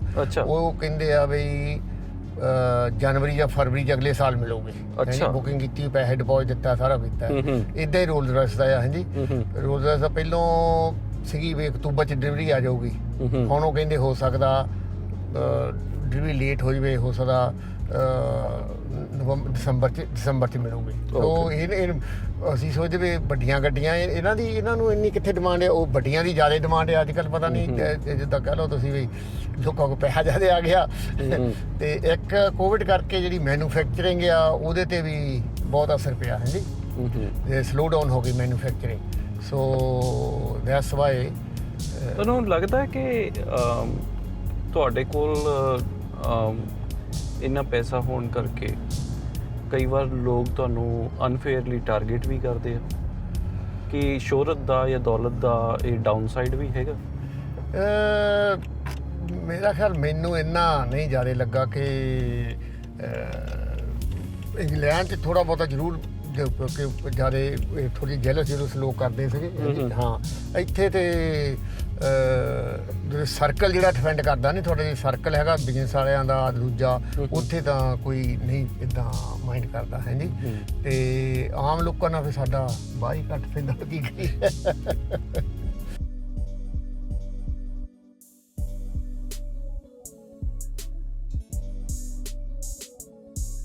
ਅੱਛਾ ਲੈਟ ਸਾਹਿਬ, ਤੁਹਾਡੇ ਦਫ਼ਤਰ ਦੇ ਵਿੱਚ ਹੁਣ ਅਸੀਂ ਆ ਗਏ ਹਾਂ। ਹਾਂਜੀ। ਇੱਥੋਂ ਤੁਸੀਂ ਆਪਦੇ ਦਿਨ ਦਾ ਸਾਰਾ ਕੰਮਕਾਰ ਜਿਹੜਾ ਇੱਥੋਂ ਚੱਲਦਾ ਤੁਹਾਡਾ ਕੰਮਕਾਰ? ਇੱਥੋਂ ਸਵੇਰ ਨੂੰ ਬਸ ਇੱਥੇ ਆ ਜਾਈਦਾ 9 ਵਜੇ। ਹਾਂਜੀ। ਅੱਛਾ ਜੀ। ਤਾਂ ਆਣ ਕੇ ਜੋ ਪਹਿਲਾਂ ਮੇਲ ਆਈ ਹੋਈ ਆ ਉਹ ਚੈੱਕ ਕਰ ਲੈਣੀ, ਤੇ ਜਿੰਨੇ ਈਮੇਲ ਆਏ ਹੋਏ ਆ ਦੂਜੇ ਕੋਈ ਹੈਗੇ ਆ ਉਹ ਸਾਰਾ ਚੈੱਕ ਕਰਕੇ ਉਹਨਾਂ ਦਾ ਜਵਾਬ ਦੇ ਕੇ, ਤੇ ਇੱਥੇ ਇਨ ਹਾਊਸ ਹੀ ਰੱਖੇ ਹੋਏ ਆ 2 CA 2 ਅਕਾਊਂਟੈਂਟ ਆ, ਇੱਕ ਬੁੱਕ ਕੀਪਰ ਆ, ਇੱਕ ਉੱਧਰ ਹੈਗੀ ਆ ਹੋਰ ਬੁੱਕ ਕੀਪਰ ਹੀ ਕਹਿ ਲਓ ਤਾਂ, ਉਹ ਵੀ ਉੱਧਰ ਹੈ CA। ਸੋ 4 ਫੁੱਲ ਟਾਈਮ ਬੰਦੇ ਰੱਖੇ ਹੋਏ ਆ। 4 ਫੁੱਲ ਟਾਈਮ EMPLOYEES ਤੁਸੀਂ ਆਪ ਦਾ ਜਿਹੜਾ ਸਾਰਾ ਦਫ਼ਤਰ ਹੈ ਇੱਥੋਂ ਹੀ ਚੱਲਦਾ। ਹਾਂਜੀ। ਅੱਛਾ। ਕਦੇ ਤੁਸੀਂ ਸਾਈਟ ਤੇ ਆਪ ਜਾਂਦੇ ਹੋ? ਸਾਈਟ ਤੇ ਸਿਰਫ 2-3 ਵੀਕ ਬਾਅਦ ਜਾਈਦਾ ਜੇ। ਹਾਂਜੀ। ਗੇੜਾ ਲਾਉਣ, ਪ੍ਰੋਬਲਮ ਲਾਉਣ। ਹਾਂਜੀ। ਸੋ ਬਾਕੀ ਸਾਰਾ ਕੰਮ ਰੱਬ ਦੀ ਦਇਆ ਨਾਲ ਜਿਹੜੇ ਪਾਰਟਨਰ ਉਹ ਚਲਾਈ ਜਾਂਦੇ। ਤੁਹਾਡੇ ਬੱਚੇ ਤੁਹਾਡੇ ਹੈਲਪ ਕਰਦੇ ਕੰਮ ਦੇ ਵਿੱਚ? ਉਹ ਜਿੰਨਾ ਚਾਹੀਦੀ ਉਹਨੇ ਕਰ ਦਿੰਦੇ ਆ। ਹਾਂਜੀ। ਔਰ ਤੁਸੀਂ ਉਹਨਾਂ ਨੂੰ ਕਦੇ ਕਿਹਾ ਹੈ ਕਿ ਯਾਰ ਤੁਸੀਂ ਹੋਰ ਕਰੋ ਜਾਂ ਤੁਸੀਂ ਰਿਸਪੌਂਸਿਬਿਲਿਟੀ ਹੋਰ ਚੁੱਕੋ? ਨਹੀਂ, ਉਹ ਹਜੇ ਜਿੱਦਾਂ ਉਹ ਮੈਨੂੰ ਆਪ ਵੀ ਕਹਿੰਦੇ ਕਿ ਤੈਨੂੰ ਜੇ ਅਸੀਂ ਕਰੀਏ ਵੀ ਕੰਮ ਤੈਨੂੰ ਯਕੀਨ ਨਹੀਂ ਆਉਂਦਾ ਵੀ ਇਹ ਕੰਮ ਸਹੀ ਕੀਤਾ ਕਿ ਨਹੀਂ ਕੀਤਾ। ਤੂੰ ਫਿਰ ਵੀ ਉਹ 'ਚ ਨੁਕਸ ਕੱਢੀ ਦੇਣਾ, ਤੂੰ ਆਪ ਹੀ ਕਰ ਲਿਆ ਕਰ। ਤਾਂ ਹੁੰਦੀ ਹੈ, ਸਾਰੇ ਸਿਆਣੇ ਬੰਦੇ ਦੀ ਇਹੀ ਆਦਤ ਆ ਵੀ ਤੁਸੀਂ ਜੇ ਹੁਣ ਗੱਡੀ ਵੀ ਚਲਾਉਂਦੇ ਆ ਨਾਲ ਜੇ ਵਾਈਫ ਗੱਡੀ ਜਾਂਦੀ ਉਹ ਕਹਿੰਦੀ ਜਦੋਂ ਤੂੰ ਡਰਿੰਕ ਪੀਤੀ ਮੈਂ ਗੱਡੀ ਚਲਾਉਣੀ ਹੀ ਨਹੀਂ ਕਰਕੇ ਤੂੰ ਟੁੱਕਣੋਂ ਤਾਂ ਹਟਣਾ ਨਹੀਂਗਾ। ਫਿਰ ਕਹੀ ਨਾ ਤੂੰ ਇੱਧਰ ਰੱਖ, ਤੂੰ ਐਨੂੰ ਕਰ, ਤੂੰ ਇਹਨੂੰ ਕਰ। ਉਹ ਆ ਇਹ ਹਰੇਕ ਘਰ ਇਹੀ ਸਟੋਰੀ ਆ। ਹਾਂਜੀ ਤੇ ਸੋ ਠੀਕ ਹੈ ਜਿੰਨਾ ਵੀ ਹੈਗਾ। ਹਾਂ ਮੈਂ ਦੇਖ ਰਿਹਾ ਕਿ ਤੁਹਾਡੇ ਪਿੱਛੇ ਕਾਫੀ ਸਾਰੇ ਜਿਹੜੇ ਤੁਸੀਂ ਚੈਰਿਟੀ ਡੋਨੇਸ਼ਨਸ ਕੀਤੀਆਂ ਉਹਨਾਂ ਦੇ ਸਰਟੀਫਿਕੇਟਸ ਲੱਗੇ ਹੋਏ ਆ। ਤੁਸੀਂ ਜਾਣੇ ਜਾਂਦੇ ਹੋ ਇਸ ਗੱਲ ਵਾਸਤੇ ਕਿ ਤੁਸੀਂ ਕਾਫੀ ਸਾਰੀ ਡੋਨੇਸ਼ਨਸ ਕੀਤੀਆਂ, ਫਿਲੈਂਥਰੋਪੀ ਵਰਕ ਕੀਤਾ। ਇਹ ਪ੍ਰੇਰਨਾ ਤੁਹਾਡੇ ਜੀਵਨ ਦੇ ਵਿੱਚ ਕਿੱਥੋਂ ਆਈ ਹੈ? ਉਹ ਜਿਸ ਤਰ੍ਹਾਂ ਮੈਂ ਦੱਸਿਆ ਪਹਿਲਾਂ ਜਿਹੜਾ ਜ਼ਿਆਦਾ ਜਦੋਂ ਯੰਗ ਉਮਰ ਸੀਗੇ ਉਹ ਸਪੋਰਟਸ ਨੂੰ ਪ੍ਰਮੋਟ ਕਰਦੇ ਸੀ। ਸਪੋਰਟਸ ਗੇਮਾਂ ਲਈ ਪੈਸੇ ਜ਼ਿਆਦਾ ਦਿੰਦੇ ਸੀਗੇ ਜਾਂ ਪੰਜਾਬੀ ਕਲਚਰ ਲਈ ਜਿਹੜਾ ਕੰਮ ਹੁੰਦਾ ਸੀ ਉਹਦੇ ਲਈ ਕਰਦੇ ਸੀਗੇ। ਅਤੇ ਜਦੋਂ 2010 'ਚ ਮੇਰੀ ਵਾਈਫ ਥੋੜ੍ਹੀ ਸੀਰੀਅਸ ਬਿਮਾਰ ਹੋ ਗਈ ਅਤੇ ਫਿਰ ਪਤਾ ਲੱਗਾ ਵੀ ਜਿਹੜੇ ਹੌਸਪੀਟਲਾਂ 'ਤੇ ਆ ਉਹ ਤੁਹਾਡਾ ਇਲਾਜ ਕਰਦੇ ਆ, ਉਹਦੇ ਲਈ ਵੀ ਸਾਨੂੰ ਕੋਈ ਕਰਨਾ ਚਾਹੀਦਾ ਹੈ ਜੀ। ਸੋ ਉਹਦੇ ਤੋਂ ਲੈ ਕੇ ਪਹਿਲਾਂ ਜਿੱਦਾਂ 5-5 ਹਜ਼ਾਰ 10-10 ਹਜ਼ਾਰ ਸਾਲ ਦਾ ਦਿੰਦੇ ਸੀਗੇ। ਤਾਂ ਫਿਰ ਮੈਂ ਪਿਛਲੇ ਸਾਲ ਕੋਵਿਡ ਆ ਗਿਆ, ਹਸਪਤਾਲਾਂ 'ਚ ਬਹੁਤ ਜ਼ਿਆਦਾ ਪੈਸੇ ਦੀ ਲੋੜ ਸੀਗੀ। ਹਾਂਜੀ ਤਾਂ ਉਹਨੂੰ ਰਿਲੀਜ਼ ਕਰਦੇ ਹੋਏ ਪਿਛਲੇ ਸਾਲ ਦਿੱਤਾ ਸਰੀ ਹੌਸਪੀਟਲ ਨੂੰ $1 ਲੱਖ ਅਤੇ 1 ਲੱਖ ਦਿੱਤਾ ਪੀਸ ਆਰਚ ਹੌਸਪੀਟਲ ਨੂੰ। ਹਾਂਜੀ ਉਹ ਸੇਮ ਸਟੋਰੀ ਹਜੇ ਇਸ ਸਾਲ ਵੀ ਚੱਲੀ ਜਾ ਰਹੀ ਸੀਗੀ। ਫਿਰ ਉਹ ਮੇਰੇ ਕੋਲ ਨਹੀਂ ਫੇਰ ਅਪਰੋਚ ਕੀਤਾ ਬਈ ਤੁਸੀਂ ਫੇਰ ਸਾਡੀ ਹੈਲਪ ਕਰ ਸਕਦੇ ਹੋ ਦੱਸੋ। ਹਾਂਜੀ ਤਾਂ ਫਿਰ ਮੈਂ ਇਸ ਸਾਲ ਵੀ ਹੁਣ ਸਰੀ ਹੌਸਪੀਟਲ ਨੂੰ ਦਿੱਤਾ 1 ਲੱਖ ਫੇਰ ਅਤੇ ਪੀਸ ਆਰਚ ਨੂੰ। ਉਹਦੇ ਨਾਲ ਹੀ ਜਿਹੜੇ ਪਿਕਸ ਆਪਣੀ ਸੁਸਾਇਟੀ ਹੈ ਜਿਹੜੀ ਆਪਣੇ ਸਿਆਣੇ ਬਜ਼ੁਰਗਾਂ ਦੀ ਲੁੱਕ ਆਫਟਰ ਕਰਦੇ ਹੋ। ਹਾਂਜੀ ਅਤੇ ਗੁਰੂ ਨਾਨਕ ਉਹ ਨਵਾਂ ਬਣਾ ਰਹੇ ਆ ਗੁਰੂ ਨਾਨਕ ਡਾਇਵਰਸਿਟੀ ਵਿਲੇਜ 64 'ਤੇ। ਹਾਂਜੀ 154 ਬੈੱਡਰੂਮ ਦਾ ਕਾਫੀ ਵੱਡਾ ਪ੍ਰੋਜੈਕਟ ਬਣਾ ਰਹੇ ਆ ਜੀ। ਅਤੇ ਉਹਨਾਂ ਨੇ ਅਪਰੋਚ ਕੀਤਾ, ਉਹ ਕਹਿੰਦੇ ਵੀ ਸਾਨੂੰ ਵੀ ਪੈਸੇ ਦੀ ਲੋੜ ਹੈ, ਸਾਨੂੰ ਵੀ ਦਿਓ। ਸੋ 1 ਲੱਖ ਉਹਨਾਂ ਨੂੰ ਦਿੱਤਾ। ਅਤੇ ਹੁਣ ਪਿਛਲੇ ਹਫ਼ਤੇ ਫੰਡ ਰੇਜ਼ ਕੀਤਾ ਸੀਗਾ ਮੇਰੇ ਦੋਸਤ ਉਹਨਾਂ ਨੇ ਕਰੇ BC ਚਿਲਡਰਨ ਹੌਸਪੀਟਲ ਵਾਸਤੇ ਅਤੇ 1 ਲੱਖ ਉਹਨਾਂ ਲਈ ਦਿੱਤਾ ਹੈ ਜੀ। ਅਤੇ ਸੋ ਬਹੁਤ ਵੱਡੀ ਗੱਲ ਹੈ ਜੀ, ਬਹੁਤ ਸ਼ਲਾਘਾਯੋਗ ਤੁਹਾਡਾ ਇਹ ਕਦਮ ਹੈ ਕਿ ਤੁਸੀਂ ਜਿੱਥੇ ਪੈਸਾ ਬਣਾਇਆ ਉੱਥੇ ਪੈਸਾ ਇਹੋ ਜਿਹੇ ਇੰਪੋਰਟੈਂਟ ਕੰਮਾਂ ਵਾਸਤੇ ਵੀ ਡੋਨੇਟ ਕਰ ਰਹੇ ਹੋ ਜਿੱਥੇ ਸੁਸਾਇਟੀ ਦਾ ਬੈਨੀਫਿਟ ਹੋ ਰਿਹਾ। ਗੱਲ ਕਰੀ ਤੁਸੀਂ ਆਪਦੀ ਵਾਈਫ ਦਾ ਮੈਂਸ਼ਨ ਕੀਤਾ ਕਿ 2010 ਦੇ ਵਿੱਚ ਕਾਫੀ ਬਿਮਾਰ ਹੋ ਗਏ ਸੀਗੇ। ਤੁਹਾਡੇ ਤੇ ਉਹਨਾਂ ਦੇ ਜਾਣ ਦਾ ਕੀ ਫਰਕ ਪਿਆ? ਮੇਰੇ 'ਤੇ ਬਹੁਤ ਜ਼ਿਆਦਾ ਫਰਕ ਪਿਆ ਕਰਕੇ ਮੇਰੀ ਲਾਈਫ ਹੀ ਉਹਨਾਂ 'ਤੇ ਡਿਪੈਂਡ ਕਰਦੀ ਕਿ ਸ਼ੀ ਵਾਜ਼ ਕਹਿ ਲਓ ਵੀ ਹੌਲੀ ਸੌਲੀ ਸਾਰਾ ਕੁਛ ਉਹ ਸੀ। ਹਾਂਜੀ ਨਾਲ ਜਿੱਥੇ ਸਾਥ ਦੇਣਾ ਹਰੇਕ ਗੱਲ 'ਚ ਹਾਂਜੀ ਉਹਨੇ ਉਹ ਕਰਦੀ ਸੀਗੀ। ਬਿਜ਼ਨਸ ਦੇ ਵਿੱਚ ਤਾਂ ਸਾਰਾ ਡਿਪੈਂਡ ਹੀ ਰੀਟੇਲ ਬਿਜ਼ਨਸ 'ਚ ਸਾਰਾ ਡਿਪੈਂਡ ਹੀ ਉਹਦੇ 'ਤੇ ਕਰਦੇ ਸੀਗੇ। ਤਾਂ ਉਹ ਫਿਰ ਜਾਣ ਦੇ ਨਾਲ ਲਾਈਫ 'ਚ ਇੱਦਾਂ ਹੋ ਗਿਆ ਵੀ ਜਿਹੜਾ ਬੰਦਾ ਉਦੋਂ ਰਿਅਲਾਈਜ਼ ਨਹੀਂ ਕਰਦਾ ਜਦੋਂ ਤੁਹਾਡੇ ਨਾਲ ਪਾਰਟਨਰ ਤੁਹਾਡਾ ਹੈਗਾ ਆ, ਜਦੋਂ ਚਲੇ ਜਾਂਦਾ ਆ ਨਹੀਂ ਉਦੋਂ ਬਾਅਦ 'ਚ ਫਿਰ ਤੁਹਾਨੂੰ ਪਤਾ ਲੱਗਦਾ ਉਹਦੀ ਵੈਲਿਊ ਕੀ ਆ। ਹਰੇਕ ਚੀਜ਼ ਇੱਦਾਂ ਲੱਗਦਾ ਵੀ ਉਹਨਾਂ ਦੇ ਜਾਣ ਤੋਂ ਬਾਅਦ ਤੁਹਾਡੇ ਜੀਉਣ ਦਾ ਢੰਗ ਬਦਲ ਗਿਆ, ਬਹੁਤ ਜ਼ਿਆਦਾ ਬਦਲ ਗਿਆ। ਹਾਂਜੀ ਹਾਂ ਤੁਹਾਡਾ ਲਾਈਫ ਨੂੰ ਲੈ ਕੇ ਨਜ਼ਰੀਆ ਚੇਂਜ ਹੋਇਆ। ਚੇਂਜ ਤੁਸੀਂ ਬਿਲੀਵ ਨਹੀਂ ਕਰਨਾ, ਬਸ ਸਾਰਾ ਦੁਨੀਆ ਚੇਂਜ ਹੋ ਜਾਂਦੀ ਤੁਹਾਡੀ ਉਹ ਜਾਣ ਦੇ ਨਾਲ। ਹਾਂਜੀ ਅਤੇ ਸਾਹਮਣੇ ਹੁਣ ਘਰ ਦਾ ਕੰਮ ਆ ਸਾਰਾ ਜਿਹੜੀ ਘਰ ਦੀ ਜ਼ਿੰਮੇਵਾਰੀ ਤਾਂ ਉਹਨੇ ਸਾਂਭਣੀ ਹੁੰਦੀ ਆ, ਉਹ ਵੀ ਹੁਣ ਮੈਨੂੰ ਕਰਨੀ ਪੈਂਦੀ। ਗਰੋਸਰੀ ਦਾ ਦੱਸਣਾ ਪੈਂਦਾ ਆਹ ਲਿਆਉਣੀ ਆ ਆਹ ਨਹੀਂ ਲਿਆਉਣੀ। ਹਾਂਜੀ ਫਿਰ ਸਵੇਰ ਨੂੰ ਉੱਠ ਕੇ ਨਹੀਂ ਤਾਂ ਚਾਹ ਬ੍ਰੇਕਫਾਸਟ ਉਹਨੇ ਹੁਣ ਕੰਮ ਵਾਲੀ ਰੱਖੀ ਆ ਇਹ ਲਿਆਉਂਦੀ ਆ। ਹਾਂਜੀ ਤਾਂ ਇਹ ਚੇਂਜ ਹੋ ਜਾਂਦਾ ਸਾਰਾ ਕੁਛ ਜੀ ਬਹੁਤ। ਤੁਸੀਂ ਹੁਣ ਲਾਈਫ ਦੇ ਵਿੱਚ ਦੇਖੋ ਜਿੱਥੇ ਤੁਸੀਂ ਇਸ ਵੇਲੇ ਹੈਗੇ ਹੋ, ਜੋ ਮੁਕਾਮ ਤੁਹਾਡੇ ਕੋਲ ਹੈਗਾ, ਤੁਸੀਂ ਸਭ ਕੁਝ ਜੋ ਬੰਦਾ ਚਾਹੁੰਦਾ ਅਚੀਵ ਕਰ ਲਿਆ। ਕੀ ਤੁਹਾਡੇ ਮਨ ਦੇ ਵਿੱਚ ਹਾਲੇ ਕੋਈ ਚੀਜ਼ ਇਹੋ ਜਿਹੀ ਹੈਗੀ ਹੈ ਜਿਹੜੀ ਮੈਂ ਹੋਰ ਅਚੀਵ ਕਰਨਾ ਚਾਹੁੰਦਾ?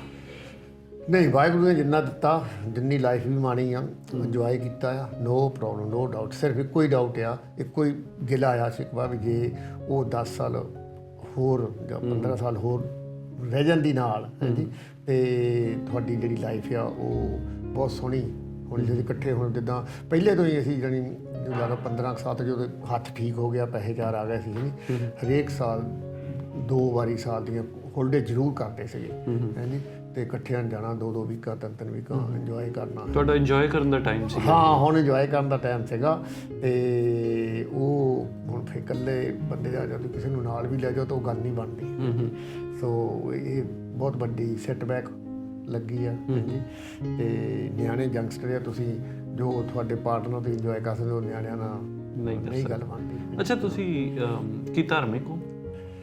ਧਾਰਮਿਕ ਪਹਿਲਾਂ ਬਹੁਤ ਸੀਗਾ ਹਾਂਜੀ। ਪਹਿਲਾਂ ਇੰਗਲੈਂਡ ਦੇ ਵਿੱਚ ਤੇ ਮੈਂ ਤੁਹਾਨੂੰ ਦੱਸਿਆ ਉੱਥੇ ਹੀ ਮੈਂ ਜਿਹੜਾ ਨਵਾਂ ਗੁਰਦੁਆਰਾ ਬਣਿਆ ਨਹੀਂ ਸਾਊਥ ਇੰਗਲੈਂਡ ਦੁਨੀਆ ਤੋਂ ਸਭ ਤੋਂ ਵੱਡਾ ਗੁਰਦੁਆਰਾ ਆਊਟਸਾਈਡ ਇੰਡੀਆ ਬਣਿਆ ਸੀਗਾ ਤੇ ਉਹਦੇ ਲਈ ਵੀ ਮੈਂ ਉਦੋਂ 2000 'ਚ 1 ਲੱਖ ਪਾਉਂਡ ਦਿੱਤਾ ਸੀਗਾ ਹਾਂਜੀ ਡੋਨੇਸ਼ਨ ਗੁਰਦੁਆਰੇ। ਉੱਥੇ ਮੇਰੀ ਨੰਬਰ ਪਲੇਟ ਵੀ ਲੱਗੀ ਉਹਨਾਂ ਦੇ ਹਾਂਜੀ ਸਾਰਾ ਕੁਛ। ਤੇ ਗੁਰਦੁਆਰੇ ਲਈ ਬਹੁਤ ਦਿੰਦਾ ਸੀ। ਇੱਥੇ ਆਣ ਕੇ ਫਿਰ ਜਿਹੜੇ ਮੇਰੇ ਫਰੈਂਡ ਬਣੇ ਜਾਂ ਦੂਜੇ ਬਣੇ ਉਹ ਥੋੜ੍ਹੇ ਜਿਹੇ ਇਸ ਖਿਆਲ ਦੇ ਹਟ ਕੇ ਸੀਗੇ। ਉਹ ਕਹਿੰਦੇ ਵੀ ਹਾਂ ਨਹੀਂ ਗੁਰਦੁਆਰਿਆਂ ਲਈ ਜਿਹੜੇ ਪੈਸੇ ਦੇਣੇ ਆ ਇਹ ਜਾਂ ਧਾਰਮਿਕ ਲਈ ਸੁਸਾਇਟੀਆਂ ਲਈ ਇਹ ਬੰਦ ਕਰਦੇ ਹੋਰ ਜਿੱਥੇ ਮਰਜ਼ੀ ਦੇ ਗਿਆ ਹੈ। ਤੇ ਪਰ ਜਿੰਨਾ ਹੈਗਾ ਥੋੜ੍ਹੇ ਜਿੱਦਾਂ ਹੁਣ ਗੁਰੂ ਨਾਨਕ ਸਿੱਖ ਨਿਵਾਰਨ ਗੁਰਦੁਆਰਾ ਹੈਗਾ ਉਹਨਾਂ ਨੂੰ ਹਰੇਕ ਸਾਲ ਉਹਨੇ ਗੁਰੂ ਨਾਨਕ ਫੂਡ ਬੈਂਕ ਖੋਲ੍ਹੀ ਆ 5-5000 ਹਰੇਕ ਸਾਲ ਜਾਂ 10,000 ਦੇ ਦਿੰਦੇ ਆ ਹਾਂਜੀ। ਤੇ ਦੂਜੇ ਗੁਰਦੁਆਰਿਆਂ ਨੂੰ ਵੀ ਥੋੜ੍ਹੇ ਉਹ ਵੱਡੀ ਸਕੇਲ 'ਚ ਨਹੀਂ ਕਰਦੇ ਹਾਂਜੀ। ਤੇ ਹੋਰ ਜਿਹੜੀਆਂ ਸੁਸਾਇਟੀਆਂ ਜਿਹੜੀਆਂ ਛੋਟੀਆਂ ਹਿੰਦੂ ਮੰਦਰ ਨੂੰ ਵੀ ਦਿੱਤਾ ਹਾਂਜੀ। ਇਹਦੀ ਇਕੱਲੇ ਗੁਰਦੁਆਰੇ ਨੂੰ ਉਹਨਾਂ ਨੂੰ ਵੀ 5,000 ਪਿਛਲੇ ਸਾਲ ਦਿੱਤਾ ਹੈਗਾ ਹਾਂਜੀ। ਤੇ ਐਤਕੀ ਵੀ ਦਿੱਤੇ ਆ ਹੁਣ। ਤੇ ਉਹਦੇ ਨਾਲ ਇੰਨਾ ਵੀ ਤੁਹਾਡੇ ਦਿਲ ਨੂੰ ਲੋਕਾਂ ਨੂੰ ਤੇ ਐਪਰੀਸ਼ੀਏਟ ਕਰਨਾ ਨਹੀਂ ਕਰਨਾ ਉਹਨਾਂ ਦੀ ਮਰਜ਼ੀ ਆ। ਅੱਧਿਆਂ ਜੈਲਸ ਕਰਨੀ ਅੱਧਿਆਂ ਨੇ ਐਪਰੀਸ਼ੀਏਟ ਕਰਨਾ। ਕਿਸੇ ਨੇ ਕਹਿਣਾ ਨਾਮ ਬਣਾਉਣ ਨੂੰ ਕਰਦੇ ਜੀ ਉਹ ਕਰਨ ਐਡਵਰਟਾਈਜ਼ ਕਰਨ ਦੀ ਕੀ ਲੋੜ ਆ। ਐਡਵਰਟਾਈਜ਼ ਕਰਨ ਦੀ ਮੈਂ ਤਾਂ ਕਹਿੰਦਾ ਤਾਂ ਲੋੜ ਆ। ਦੇਖੋ ਹੁਣ ਮੈਂ 2 ਵਾਰੀ ਕੀਤੇ ਸਰੀ ਲਈ ਪੈਸੇ। ਉਹ ਐਡਵਰਟਾਈਜ਼ ਕੀਤਾ ਵੀ $1 ਲੱਖ ਤਾਈਂ ਜਿੰਨੇ ਤੁਸੀਂ ਮੈਚ ਕਰੋਗੇ ਮੈਂ ਮੈਚ ਕਰੂੰਗਾ ਹਾਂਜੀ $to $। ਉਹਦੇ ਨਾਲ ਕੀ ਆ ਕਿ ਇੱਕ ਤਾਂ ਅਵੇਅਰਨੈਸ ਆ ਗਈ। ਇੱਕ ਜਿਹੜਾ ਉਹ ਬੰਦੇ ਨੇ $1 ਲੱਖ ਤਾਈਂ ਕਿਹਾ ਸੀ ਪਰ $2.5 ਲੱਖ ਹੋ ਗਿਆ ਗੁਰਦੁਆਰੇ ਉਹਨਾਂ ਨੂੰ ਹਸਪੀਟਲ ਹਾਂਜੀ। ਤੇ 1 ਲੱਖ ਮੇਰਾ ਹੋ ਗਿਆ $3.5 ਲੱਖ ਆ ਗਿਆ ਉਹਨਾਂ ਕੋਲ ਹਾਂਜੀ। ਸੋ ਉਹਦੇ ਨਾਲ ਜਿਹੜੇ ਬਾਕੀ ਦੇ ਲੋਕ ਆ ਉਹਨਾਂ ਦਾ ਵੀ ਹਿੱਸਾ ਪਿਆ ਵਿੱਚ ਉਹਨਾਂ ਦਾ ਵੀ ਸਾਨੂੰ ਉੱਦਾਂ ਉਹਨੇ ਨਹੀਂ ਸੀ ਪਾਉਣਾ ਸਮਝਦੇ। ਸੋ ਇਹ ਉਹ ਮੋਟੀਵੇਸ਼ਨ ਹੋ ਜਾਂਦਾ ਉਹਨਾਂ ਨੂੰ ਵੀ ਜੇ ਇਹ ਕਰਦੇ ਅਸੀਂ ਵੀ ਨਾਲ ਭਾਵੇਂ ਉਹਨੇ ਕਿਸੇ ਨੇ 100 ਦਿੱਤਾ 200 ਦਿੱਤਾ 500 ਦਿੱਤਾ 1000 ਬਹੁਤਿਆਂ ਨੇ ਦਿੱਤੇ 5-5000 ਵੀ ਦਿੱਤਾ ਆਪਣੇ ਬੰਦਿਆਂ ਨੇ ਤਾਂ ਉਹਦੇ ਨਾਲ ਫਿਰ ਰਲ ਕੇ ਉਹ ਸਾਰਿਆਂ ਦਾ ਇਕੱਠਾ ਹੋ ਜਾਂਦਾ। ਬਿਜ਼ਨਸ ਦੇ ਵਿੱਚ ਤੁਸੀਂ ਹੈਗੇ ਹੋ ਹਾਂਜੀ ਔਰ ਬਿਜ਼ਨਸ ਦੇ ਵਿੱਚ ਹੁਣ ਤੁਸੀਂ ਕਹਿੰਦੇ ਘੁਆਉਂਦੇ ਬੰਦਿਆਂ ਦੇ ਵਿੱਚ ਤੁਹਾਡਾ ਨਾਂ ਆ। ਕਈ ਵਾਰ ਕੀ ਹੁੰਦਾ ਕਿ ਜਦੋਂ ਤੁਸੀਂ ਟੌਪ 'ਤੇ ਚੱਲ ਜਾਂਦੇ ਹੋ ਰਾਈਵਲਰੀ ਵੀ ਬਹੁਤ ਜ਼ਿਆਦਾ ਹੋ ਜਾਂਦੀ ਹੈ ਕਿ ਯਾਰ ਮੈਂ ਟੌਪ 'ਤੇ ਜਾਣਾ ਜਾਂ ਦੂਸਰਾ ਬੰਦਾ ਕਹਿੰਦਾ ਮੈਂ ਟੌਪ 'ਤੇ ਜਾਣਾ। ਕਦੇ ਇੱਦਾਂ ਵੀ ਹੋਇਆ ਤੁਹਾਡੇ ਮਨ ਦੇ ਵਿੱਚ ਇਹ ਵੀ ਹੋਇਆ ਵੀ ਯਾਰ ਮੈਂ ਹੋਵਾਂ ਉੱਤੇ ਮੇਰੇ ਤੋਂ ਥੱਲੇ ਹੀ ਹੋਣ ਸਾਰੇ? ਨਹੀਂ ਮੈਂ ਇੱਦਾਂ ਨਹੀਂ ਕਦੀ ਵੀ ਸੋਚਿਆ। ਪਰ ਕਈ ਵਾਰ ਇੱਦਾਂ ਹੁੰਦਾ ਕਿਉਂਕਿ ਤੁਸੀਂ ਬਾਹਰੋਂ ਆਏ ਸੀਗੇ ਤੁਸੀਂ ਇੰਗਲੈਂਡ ਤੋਂ ਆਏ ਸੀ ਕੈਨੇਡਾ ਦੇ ਵਿੱਚ ਨਵੀਂ ਇਨਵੈਸਟਮੈਂਟ ਕੀਤੀ ਸੀ ਔਰ ਇਨਵੈਸਟਮੈਂਟ ਵੀ ਸਿਗਨੀਫੀਕੈਂਟ ਸੀਗੀ। ਇੱਕ ਮਾਰਕੀਟ ਦੇ ਵਿੱਚ ਐਂਟਰ ਕਰ ਰਹੇ ਸੀ ਜਿੱਥੇ ਬਹੁਤ ਸਾਰੇ ਪਲੇਅਰਸ ਆਲਰੇਡੀ ਸੀਗੇ। ਕਈ ਵਾਰ ਇੱਦਾਂ ਹੁੰਦਾ ਦੂਸਰਾ ਬੰਦਾ ਕਹਿੰਦਾ ਵੀ ਮੈਂ ਤੈਨੂੰ ਆਉਣ ਨਹੀਂ ਦੇਣਾ ਇਸ ਮਾਰਕੀਟ ਦੇ ਵਿੱਚ ਐਂਟਰ ਨਹੀਂ ਕਰਨਾ। ਕਦੇ ਤੁਹਾਨੂੰ ਇਹੋ ਜਿਹਾ ਮਹਿਸੂਸ ਹੋਇਆ? ਨਹੀਂ ਮੇਰੇ ਬੈਕ ਤੇ ਸੁਣਿਆ ਮੈਂ ਜਦੋਂ ਪ੍ਰੋਪਰਟੀਆਂ ਕਰੋ ਵੱਧ ਪ੍ਰਾਈਸ ਦੇ ਕੇ ਲਈਆਂ ਹਨ ਤਾਂ ਮੇਰੀ ਪਿੱਠ ਪਿੱਛੇ ਮੈਨੂੰ ਦੱਸਿਆ ਲੋਕਾਂ ਨੇ ਵੀ ਫਲਾਨਾ ਕਹਿੰਦਾ ਸੀ ਵੀ ਆਹ ਜਿੱਦਾਂ ਗਾਲ ਕੱਢ ਕੇ ਵੀ ਇੰਗਲੈਂਡ ਪੈਸੇ ਲੈ ਕੇ ਆ ਗਿਆ ਹੁਣ ਸਾਡੀ ਮਾਰਕੀਟ ਖਰਾਬ ਕਰਦੀ ਸਾਨੂੰ ਨਹੀਂ ਲੈਣ ਦਿਆ। ਤੁਹਾਡੀ ਗੱਲ ਸਹੀ ਆ ਬਿਲਕੁਲ ਬਿਲਕੁਲ ਤੁਹਾਡੀ ਗੱਲ ਸਹੀ ਆ। ਇੱਦਾਂ ਦਾ ਹੋਇਆ ਤੁਹਾਡੇ ਨਾਲ? ਹਾਂ ਹੋਇਆ ਬਿਲਕੁਲ ਹੋਇਆ। ਤੇ ਕਰਕੇ ਜਿੱਦਾਂ ਮੰਨ ਲਓ ਹੁਣ ਮੈਂ ਇੰਨੀਆਂ ਪ੍ਰੋਪਰਟੀਆਂ ਲੈ ਕੇ ਡਿਵੈਲਪ ਕਰਕੇ ਵੇਚੀਆਂ ਸਮੇਂ ਜੇ ਉਹ ਮੈਂ ਨਾ ਕਰਦਾ ਤਾਂ ਇੱਥੇ ਵਾਲੇ ਬੰਦਿਆਂ ਨੇ ਕਰਨੀਆਂ ਸੀਗੀਆਂ ਹਾਂਜੀ। ਹਾਂ ਸੋ ਫਰਕ ਤੇ ਜ਼ਰੂਰ ਪੈਂਦਾ ਹਾਂਜੀ। ਤੇ ਉਸ ਦਾ ਯੂ ਆਰ ਐਬਸੋਲੂਟਲੀ ਰਾਈਟ ਵੀ ਲੋਕੀ ਮਾਈਂਡ ਤੇ ਕਰਦੇ ਆ ਜਿਹੜੇ ਪੁਰਾਣੇ। ਹਾਂ ਤੇ ਫਿਰ ਤੁਸੀਂ ਕਿੱਦਾਂ ਲਿਆ ਇਸ ਸਾਰੇ ਨੂੰ?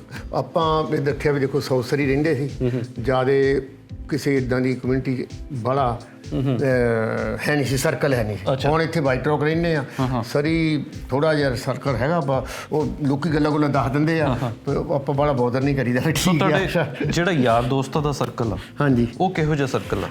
ਉਹ 2-3 ਤਰ੍ਹਾਂ ਦੇ ਆ ਸਰਕਲ 2 ਤਰ੍ਹਾਂ ਦੇ ਆ। ਇੱਕ ਤੇ ਜਿਹੜੇ ਹੈਗੇ ਆ ਸਾਰੇ ਆਹ ਵੱਡੇ ਬਿਜ਼ਨਸ ਵਾਲੇ ਆ ਹੈਗੇ ਨਹੀਂ ਉਹਨਾਂ ਨਾਲ ਹੈਗਾ ਆ ਤੇ ਅਸੀਂ ਉਹ ਗਰੁੱਪ ਬਣਾਇਆ ਆ ਉਹਦਾ ਨਾਂ ਰੱਖਿਆ ਆਪਣਾ ਗਰੁੱਪ। ਅੱਛਾ ਤੇ ਉਹਦੇ ਵਿੱਚ ਜਿੱਦਾਂ ਤੁਸੀਂ ਲੈ ਲਓ ਜੇ ਨਾਂ ਲੈ ਦੇਵਾਂ ਹਾਂ ਲੈ ਸਕਦੇ ਫਰੂਟੀ ਕੈਨਲ ਵਾਲਾ ਟੋਨੀ ਸਿੰਘ ਆ ਥਿੰਦ ਪ੍ਰੋਪਰੇਟਰ ਦਲਜੀਤ ਥਿੰਦ ਆ ਹਾਂਜੀ। ਪੀਸ ਆਰਟ ਡਿਊਟੀ ਫਰੀ ਵਾਲਾ ਪੀਟਰ ਰਾਜੂ ਆ ਦਰਪਣ ਮੈਗਜ਼ੀਨ ਵਾਲਾ ਆ ਗਗਨ ਫੂਡ ਦਾ ਮਾਲਕ ਪੌਲ ਅਰੋੜਾ ਆ। ਅਸੀਂ ਸਾਰੇ ਇੱਦਾਂ 8-10 ਬੰਦੇ ਦਾ ਗਰੁੱਪ ਆ। ਅੱਛਾ ਐਵਰੀ ਮੰਥ ਇੱਕ ਵਾਰੀ ਅਸੀਂ ਇਕੱਠੇ ਹੋ ਕੇ ਡਿਨਰ ਕਰਦੇ ਹਾਂ ਇੰਜੋਏ ਕਰਦੇ ਹਾਂ ਗੱਲਾਂ ਕਰਦੇ ਹਾਂ ਜੀ। ਇੱਕ ਇਹ ਰੱਖਿਆ। ਇੱਕ ਮੇਰੇ ਇੱਥੇ ਸਰਕਲ ਦੇ ਇੱਥੇ ਵਾਈਟ ਰੌਕ ਤੇ ਸਾਊਥ ਸਰੀ ਦੇ ਜਿਹੜੇ ਬੰਦੇ ਆ ਉਹ ਅਸੀਂ ਐਵਰੀ ਸੈਚਰਡੇ ਨੂੰ ਇਕੱਠੇ ਹੁੰਦੇ ਆ। ਅੱਛਾ ਇਕੱਠੇ ਹੋ ਕੇ ਫਿਰ ਉਹ ਬਿਜ਼ਨਸ ਹੀ ਨਹੀਂ ਗੱਲ ਕੋਈ ਵੀ ਕਰਨੀ। ਸੀਪ ਖੇਲ ਲਈ, ਜਸਨਾ ਕਰਨ ਖੇਦੀ, ਤਾਸ਼ ਖੇਡ ਲਈ, ਇਹ ਤੁਹਾਡੇ enjoy ਕਰਨਾ। ਦਿਲ ਦੇ ਕੋਲ ਜਿਹੜੇ ਦਿਲ ਦੇ ਯਾਰ ਨੇ ਉਹ ਨੇ ਉਹਨਾਂ ਨਾਲ ਅਸੀਂ ਇਹ ਕਰਦੇ ਹਾਂ। ਉੱਥੇ ਰੱਖਿਆ ਅਸੀਂ ਵੀ ਕਿਸੇ ਨੇ ਆਪਣੇ ਬਿਜ਼ਨਸ ਦੀ ਜਾਂ ਕਿਸੇ ਦੇ ਬਿਜ਼ਨਸ ਦੀ ਜਾਂ ਹੋਰ ਕਿਸੇ ਦੀ ਗੱਲ ਹੀ ਨਹੀਂ ਕਰਨੀ ਕੋਈ। ਆਪਣਾ ਪੀਓ, ਤਾਸ਼ ਖੇਡੋ, ਇੰਜੋਏ ਕਰੋ ਤੇ ਖਾਓ ਪੀਓ ਤੇ ਘਰ ਨੂੰ ਜਾਓ। ਇੱਦਾਂ ਰੱਖੇ ਫਿਰ ਕਰਦੇ ਇੱਦਾਂ ਵੀ ਇੱਕ ਦਿਨ ਮੇਰੇ ਘਰ ਹੋ ਗਿਆ, ਇੱਕ ਦਿਨ ਉਹਦੇ ਘਰ ਹੋ ਗਿਆ, ਇੱਕ ਦਿਨ ਜਦੋਂ 8 ਜਣੇ ਆ ਬਾਰੀ ਸਾਰਾ 7-8 ਵੀਕਾਂ ਲੰਘ ਜਾਂਦੀਆਂ ਇੱਦਾਂ। ਲਿਟ ਸਾਹਿਬ ਬਹੁਤ ਵਧੀਆ ਲੱਗਿਆ ਅੱਜ ਤੁਹਾਡੇ ਘਰ ਦੇ ਵਿੱਚ ਆ ਕੇ। ਇੱਥੇ ਤੁਸੀਂ ਆਪਦੇ ਘਰ ਦੇ ਵਿੱਚ ਸਾਨੂੰ ਬੁਲਾਇਆ, ਅੰਦਰ ਨਿਯੁਤਾ ਦਿੱਤਾ, ਤੁਹਾਡਾ ਬਹੁਤ ਬਹੁਤ ਧੰਨਵਾਦ। ਜਾਂਦੇ ਜਾਂਦੇ ਅਸੀਂ ਤੁਹਾਡੇ ਤੋਂ ਜਾਣਨਾ ਚਾਹਾਂਗੇ ਕਿ ਸਾਡੇ ਜਿਹੜੇ ਦਰਸ਼ਕ ਦੇਖ ਰਹੇ ਆ ਉਹਨਾਂ ਨੂੰ ਕੋਈ ਸੁਨੇਹਾ ਹੋਵੇ ਤੁਹਾਡਾ, ਪਲੀਜ਼ ਸਾਂਝੀ ਕਰੋ। ਨਹੀਂ ਪਹਿਲਾਂ ਮੈਂ ਉਹ ਤਾਂ ਸਾਡੇ ਵੀ ਧੰਨ ਪਾ ਕੇ ਤੁਸੀਂ ਆਏ, ਧੰਨ ਆਪਣਾ ਕੱਢ ਕੇ ਇੰਨਾ ਕੀਮਤੀ ਸਮਾਂ ਕੱਢ ਕੇ ਆਣ ਕੇ ਸਾਨੂੰ ਤੁਸੀਂ ਇੰਟਰਵਿਊ ਕੀਤਾ, ਸਾਰਾ ਕੀਤਾ, ਖਿਆਲ ਲਏ ਹਾਂਜੀ ਸਾਡੇ ਕੀ ਵਿਚਾਰ ਆ ਅਤੇ ਲੋਕਾਂ ਤਾਂ ਜਾਣਗੇ।